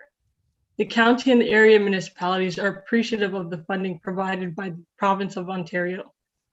Attached is the Service Delivery Review developed by Perry Group Consulting in conjunction with the Director of ITS and the General Manager of Finance and Community Services for the provision of services required to fulfill the county's Municipal Modernization Program commitment with the province of Ontario. In May 2020, the County of Middlesex contracted Perry Group Consulting to conduct an unbiased, objective third-party review for digital transformation top 10 for Middlesex County and participating local municipalities with a focus on improving efficiency and effectiveness. Emphasis was given to work collaboratively with the 7 local municipalities and the county. The framework was used to identify opportunities for all 7 local area municipalities and the county, look for ways to reduce costs, identify opportunities to share services and/or systems, find ways to improve customer experiences, and identify ways to make business processes more efficient, effective, and sustainable. As you may know, municipalities offer hundreds of services to external staff as well as internal staff. The intent of the project was to identify the top 10 processes to be reviewed. As presented today, Prasanna and Susan consolidated the total scores from each municipality for each of the top processes to find the top 10. As a result, the following top 10 processes were selected for review. The first was asset service requests, complaints, and work order processes. Second on that list was asset condition tracking. Third was asset preventative maintenance. Fourth was asset replacement. Fifth was asset reporting. Number 6 on that list was budget preparation process. 7 was council committee meetings and agenda management. 8 was development planning applications. 9 was external communications process. And the last was policy SOP creation and maintenance process. In order to achieve these collaborative common benefits, the following 4 recommendations were made. The first recommendation was to establish a vision for shared services. The second recommendation was to implement strategic level of governance towards a more shared model. This includes steering committees, project teams, advisory teams, and policy teams. Next was to establish a clear policy around the adoption of cloud technology. And the last recommendation was to improve internet access in rural areas. Under the obligations of the transfer payment agreement with the Ministry of Municipal Affairs and Housing, the final report was submitted to the province and published on the Middlesex County website on Friday, December 4th, 2020. With the ministry deadline and council schedule, unfortunately, we were unable to get the final approval from council. The final report, which is attached, was also presented to the local municipalities. I will be updating the partner municipalities once this report is approved by council. In 2021, we intend to formalize some of these recommendations. We look forward to extending the partnerships and continuing to formally meet with the local CEOs to work towards implementing the recommendations and projects identified within this report.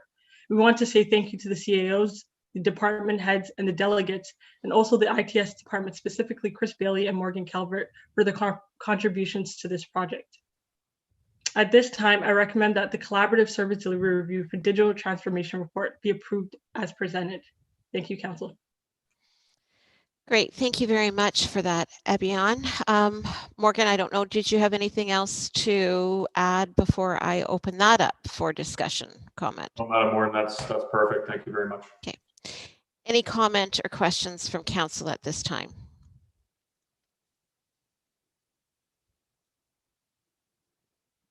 Okay, so seeing none, we do have a recommendation in front of you, and I would ask for a mover and seconder for that. Councillor Smith and Councillor Ropp. All opposed?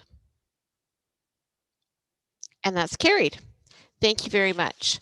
And once again, just want to thank everybody from the Perry Group for all the work that they've done and working with Morgan and Chris and the whole team to get us where we are today. Thank you very much. Okay, moving on to a report from Cindy with regards to the 2021 budget schedule. Thanks, through the warden. Each year I present to council the budget schedule. In front of you today is the proposed schedule for 2021. The operating and capital budgets will be presented to council on March 9th. Once council approves the budget timeline, I will work with the budget committee on actual meeting dates. I'm looking forward to working with council, the budget committee, and senior management on the 2021 budget. At this time, I'm asking council to approve the budget schedule. Thanks, and happy to answer any questions. Okay, thanks for that, Cindy. Fairly straightforward, but are there any questions or comments at this point? Councillor Vanderheyden and then Councillor Warwick. If I could ask Cindy, when you send out the meeting dates, etc., if you could send it to all of us that way, like I always like to be involved in the, I know we don't have a vote, but I love to watch and listen and see where we're headed so that at the end I don't have to absorb all the information at the same time. And that way we each can also join on Zoom when you actually go through the process. So it just would be a little easier for some of us. Through the warden to the councillor, yes, I definitely will do that. Thank you, great suggestion. Councillor Warwick. Yeah, thank you, Madam Warden. Basically, my question was the same as Joanne. I just wanted to know if those meetings were available through Zoom format and whether we would receive the invitation. So the answer is right there. Thank you. Great. Any other questions or comments? Okay, then mover and seconder for the recommendation in front of us. Motion, proposed motion. Councillor Richards and Councillor Brennan. And all opposed.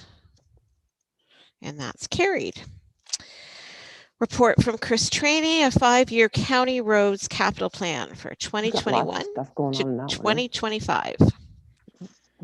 Thank you, Madam Warden, and happy to have this report presented to council today. I'm just going to get Morgan to share the 5-year guide, the map, because I think that's probably the most interest to people watching here today and to council.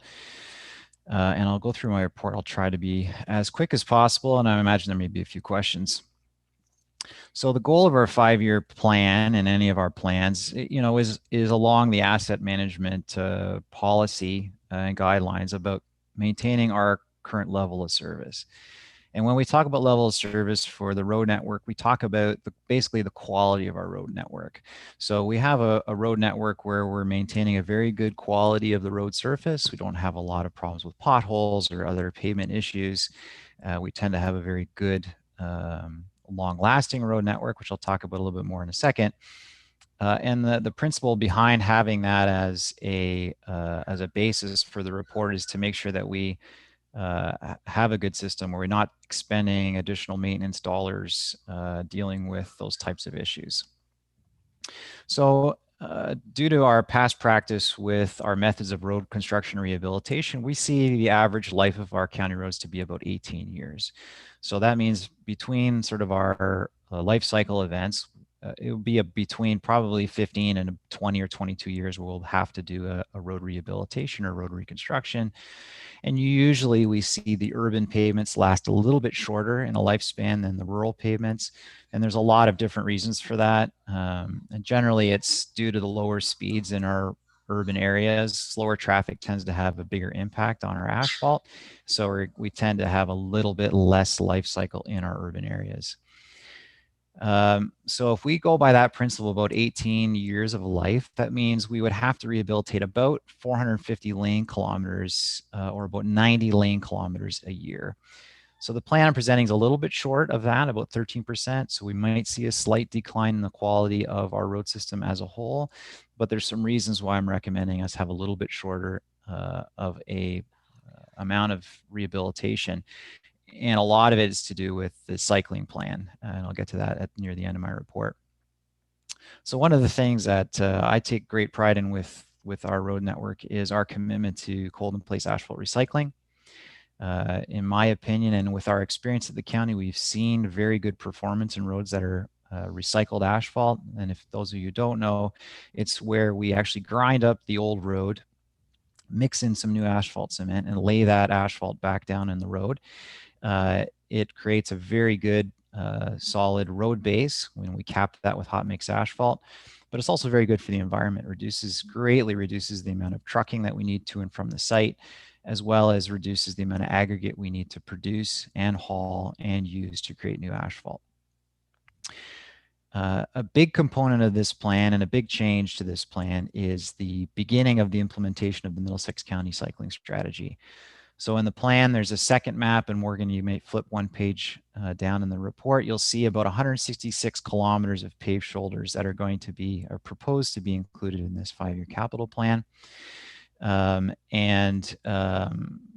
going to see new infrastructure to have about, including repaving of existing paved shoulders, to be about 255 kilometers included. Now, this does not come for free. We estimate about $200,000 a kilometer to do this paved shoulder, which is mainly serving as cycling infrastructure, but there's also some other benefits to that, as was well laid out in the cycling strategy. One, it makes it a little bit easier for agricultural traffic to travel, as they can keep all 4 wheels and some of those larger vehicles on the asphalt instead of some on the shoulder and some on the road. As well, it reduces some of our costs with regards to shoulder maintenance and improves some road safety as well for people who maybe aren't paying 100% attention, a little bit more time for them to correct if they tend to start to drift off at the edge of the road. So the capital plan increases by about $2 million per year. And that makes up for about the $64 million worth of cycling infrastructure that was envisioned in the cycling strategy. I just made a note here about our work with local municipalities. We just finished a project, or very close to finishing a project, with Strathroy-Caradoc, and you'll notice a number of projects in the plan that are coordinated with other municipalities. I think we've hit every municipality in this program.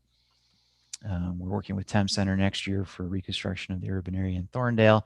Start some work with North Middlesex on reconstruction of the main street in Park Hill, doing some of that design next year. And then, of course, a big portion of this plan is the beginning of the 4-laning and the roundabout construction on Glendon Drive in Middlesex Centre. Again, we have a long-standing policy, and this just makes sense. We don't want to be tearing up newly paved roads to install underground infrastructure. So we have a flexibility within our plan, and of course this plan is flexible. Flexibility within our plan to move around our paving projects in order to facilitate partnerships with local municipalities and help them deal with their needs with underground infrastructure without compromising, one, new asphalt, but two, reducing the impacts on the traveling public for road closures and construction. The way that our capital budgeting works, not all the projects will be completed in the actual year they're shown in the plan. For example, Park Hill, we've put that in the plan. We're going to start doing the design with members of North Middlesex staff, and the plan will likely be the construction will happen the year after. But in order for us to maintain capital account and for our budgeting, we start the budget for the year we actually start doing the sort of the major engineering or some of the tendering for the work. So the budget has increased. My proposal is to increase the budget by about $2 million per year. The base was just over $9 million per year for capital work on roads. That would raise to just over $11 million per year. And then, as per our previous program, we've included about 1% year over year for inflationary costs for material and fuel. And the total cost of the program is $56,977,194. If we look at that and what I've included in the plan, the difference is about $300,000, which is negligible, of course, over the term of the plan. We could have a competitive asphalt contract 1 year. We may see increases in asphalt cement prices that can throw that out of whack over a 5-year period. It's very difficult to predict. but we've been pretty successful in staying very close, if not on budget. You'll also notice that it's not consistent year over year. Some years we will spend less than the budgeted amount, some years we'll spend more. But again, because we almost we could consider it a capital bank for our capital projects, not necessarily that critical that we include the full amount in every single year through the term of the plan. It's really all about the plan as a big picture over the next 5 years. So the plan is there. The maps there are included just to give you the high level idea of where we are. One of the other principles we do is we try to cluster our work. So you'll see next year we have a lot of work planned in Thames Center and sort of in the east part of the county. That makes it competitive for the asphalt suppliers in our region to bid these projects. We have two very big companies that operate out of the north of London, Dufferin and Coco Paving. And then Walmsley Brothers Paving, who were just recently acquired by a third party, by Arts, I believe, Jonathan Arts' company, who operate just inside the city limits in near to Thames Center. So there are some locational advantages because a large portion of any asphalt contract is trucking. Some of the other things we'll be doing is, again, utilizing our county staff and the investment in our county staff and our county fleet to do a lot of the base construction for these paved shoulders. We just can't simply slap asphalt on top of the shoulders as they stand. The asphalt would crumble apart fairly quickly. So we're going to be improving the road base under those paved shoulders. And again, doing all of our road construction. We're actually even considering actually having our own internal staff do the construction for the roundabout on Glendon Drive at 5 Corners. So I have a lot of confidence in our staff. They're well trained. They're very enthusiastic, and certainly I have no qualms about having them complete those types of projects. So, Madam Warren, I think I'll leave it there. It's certainly a big picture thing, and again, I would say the 5-year capital plan doesn't mean that this is automatically approved capital budget over the next 5 years. This will be presented as part of the normal budgeting process from year to year. It's just a guide for us to try to coordinate these projects with our local municipalities and keep things organized from a county, a high level county perspective. I'll leave it there and answer any questions.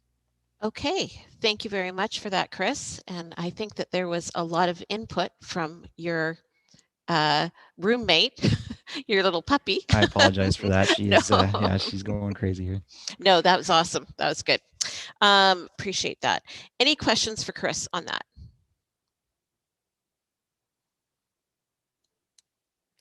Councillor Brennan.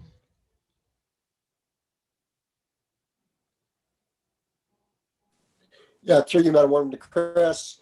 High Park Road from Medway Road, Gillerton Road, it didn't show. Are you going to be putting the wider asphalt down for High Park Road? Because there's a lot of cyclists on that road, and it didn't really show it in the map that that was one of the roads that would have the paved shoulder. Yeah, through the warden to Councillor Brennan, I'll go back and look at the plan. But I remember one of the tenets of the plan was to try to create cycle routes for cyclists, to promote them to cycle on less busy and less sort of heavy traffic routes. So there's a lot of roads on there where we might see cycling now, but the idea is to promote cyclists to use alternative routes. I'll double check on that road, of course, Councillor Brennan, but it's certainly within the plan. One of the things that we wanted to do, again, is we won't always catch the sort of the enthusiast cyclists who will just cycle anywhere. They're comfortable cycling on all our roads now. Never mind, we get the paved shoulders, which will make it even nicer. The plan is really aiming for the people who would like to cycle more, who are already cyclists, but choose not to because concerns with road safety and concerns with facility. So I agree. We have cyclists all over this county on a lot of our roads, and we had a lot of input during the process, and we certainly, those high-level cyclists would like to see infrastructure on every single one of our roads, Egremont Drive, and you know, some of our other really heavily traveled, sort of, I would call more of agricultural, industrial, commercial routes. But certainly the intent there is we would prefer to see cyclists choose other routes. I think it's just better for their overall safety. And certainly that's the one of the things that we use to create the plan. Okay, any follow-up, Councillor Brennan? Thank you. Okay, thank you. Councillor Van der Hayden. Just a quick question, if I could, through the word. Well, first of all, I think it's really important for us to multi-year these plans, because I know we just almost finished the one on 81, and that took about 8 years to put in place by the time we got everything accomplished. So I understand that the absolute need, and that partnership is vital for all of us, because we all have to put our share of the money into that. And how we get to the end with all the partners that we have, I think that shows that we're doing it exactly right. I have a question on, what was my question? Did I write it down? I usually write it down. Oh, the cold in place. I know that we have a good contractor that we use a lot. This is something that not a lot of people seem to use, not a lot of counties seem to use, and I know we really appreciate how long we've been able to make our roads last because of cold in place. Is there ever a concern on your part, Chris, that we might be running out of time with people that actually put in cold in place, and what would be the plan moving forward if that was the case? Well, through the word to Councillor Vanderheyden, there are more people coming into the marketplace for cold in place and other recycling technologies. That's not the only one. There are a number of other ones. We've had success with cold in place. There are probably 3 or 4 that are in our region that do it. Lavis Contracting is generally the one who seem to be the most successful, because they're the most they're regional to our area. They're just up in Huron County. So they've most of the time get successful. We've had others. Celia and Arnell has been in the past, and there's others that have. Cocoa Paving actually does cold in place recycling as well. So there's lots of room in the marketplace. And I've always been a big promoter of it. We've had great success with it. The challenge sometimes is there's the thickness of asphalt isn't there. You have to have a fairly robust asphalt already on the road. So some of the local roads, sometimes when we've paved over surface treatment and other things like that, it can take 20 to 40 years to get enough asphalt on the road for it to be a candidate for cold in place recycling. So I'm not too worried that the marketplace is going to dry up on cold in place. I think it's here to stay. It's popular to do. It's fairly inexpensive, and it has a good track record. I also just wanted to thank you for the comment about the having a long-term plan. I have a 30-year plan. So every road within the county, I have an idea of where it is in that plan. If anyone's ever curious about when something's coming up, I pretty much can tell you that. Of course, it gets a little fuzzier the further out we get, and we only ask council approval for a 5-year plan. But my opinion is, for good asset management and be a good manager of asset management, you really have to have an idea where every road in your road system is when you're looking at having a plan to do something with that road and picking the right treatment at the right time for that road rehabilitation in its life cycle. Any other comments or questions for Chris? Okay, you've got the recommendation to approve his 5-year roads capital plan. If I can get a mover and seconder for that, please. Councillor Cornelius and Councillor Warwick. And all opposed. And that's carried. And sticking with Chris, the detailed design for the roundabout and Coldstream Road realignment. Very exciting project. Thank you, Madam Warren. We are very excited about this project. Certainly the start of the Glendon Drive, all the improvements that were contemplated in the Glendon Drive environmental assessment that we completed. It seems like forever ago now, but pre-COVID times. And it's fairly straightforward here. Again, we had a number of proposals submitted for the detailed design of the Glendon Drive roundabout, which is going to include the realignment of Coldstream Road. And my thanks to staff at Middlesex Center, who we work closely together on this RFP and the evaluation of the submittals. And it was a tough choice at the end, but my recommendation is we award this proposal, the contract, to Stantec Consulting. They had a little bit of an advantage, is they did complete the EA, so they are very, very familiar with the area and with the job. So I did anticipate them to put in a strong bid, and they did. But I did thank all the bidders.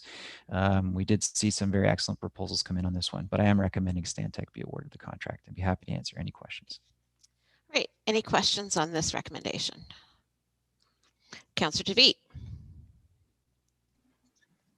Not a question really, just a big thanks to Chris and for the work that he's been doing on this project. And I think Stantec's probably a good choice. As you say, they've got deep history with this project, and it probably gives them a good understanding of what they're getting into when they're bidding on things. So, but in any event, the other piece, of course, is thanks for your support in dealing with residents who've been asking about this. And so I appreciate all your work over time on this project. Happy to recommend it. Any further comment before I agree to Councillor DeViet's movement of the motion? Okay, so moved by Councillor DeViet, and a seconder for this, Councillor Vanderheyden. All opposed? And that's carried. Great. Okay, sticking with Middlesex Centre, proposed plan of subdivision with Sifton Properties. Dirk. Thank you, Madam Warden. So this is a 54 lot subdivision and 2 blocks for future development to be forwarded on full municipal services. And although this is a new distinct application, it's the continuation of a larger development, the Timberwalk development that council approved a number of years ago. And if you've been there, it's right across from the fairgrounds and the curling and whatnot. So attached to this report are the more detailed planning reports that were dealt with at the local level. There certainly was some time taken on this one. The initial public meeting, there's a fair amount of public feedback, and the developer went back to the community and back to local council and did evolve the plan. And ultimately it was supported at the local level on November 25th. There are preliminary conditions attached to the report, and I am satisfied that they do meet all of the requirements of the various agencies and whatnot. So in the end, I am recommending approval of it as it is consistent with the provincial policy statement, the county's official plan, and ultimately the Middlesex Centre official plan. And I'd be happy to answer any questions. Okay, thanks for that, Dirk. Any questions or comments on this report?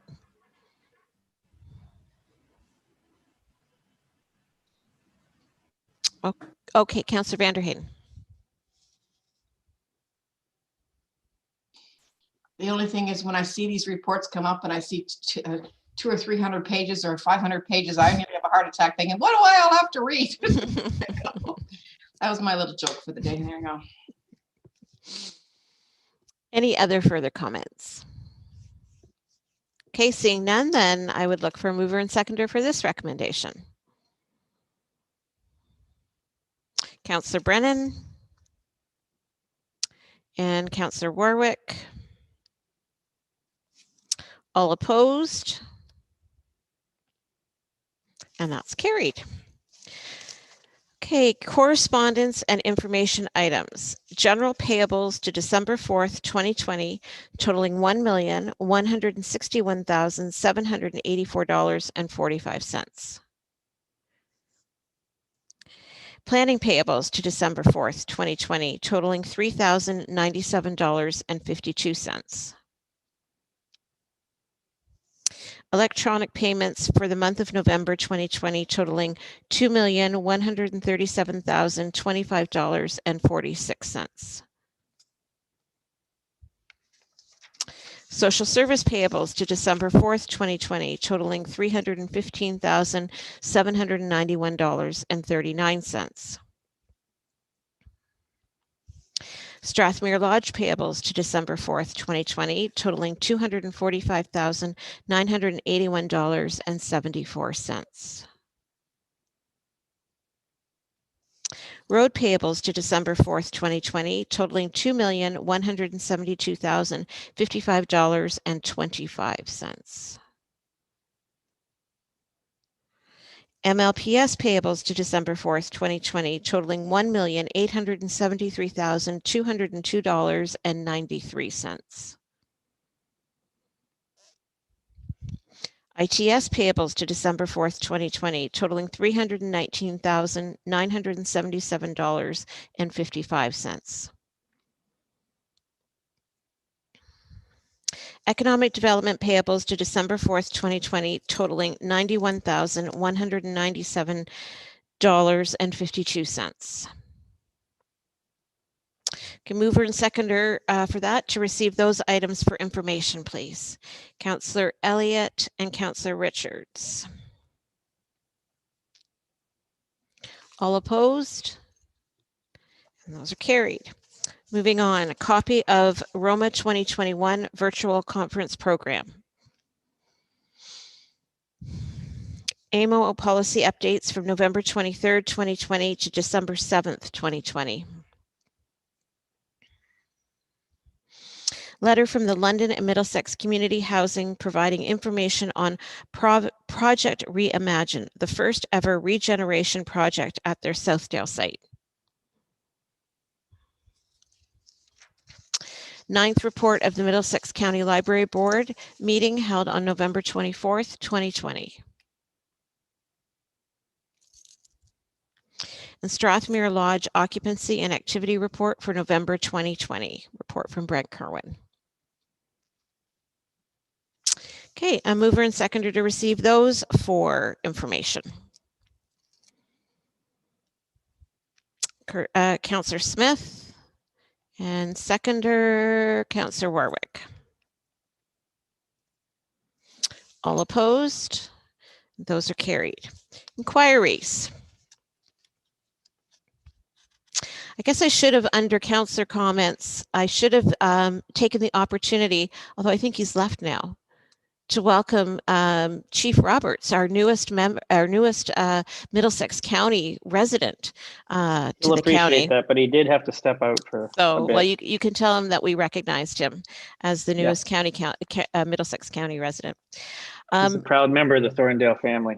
He is very proud of that.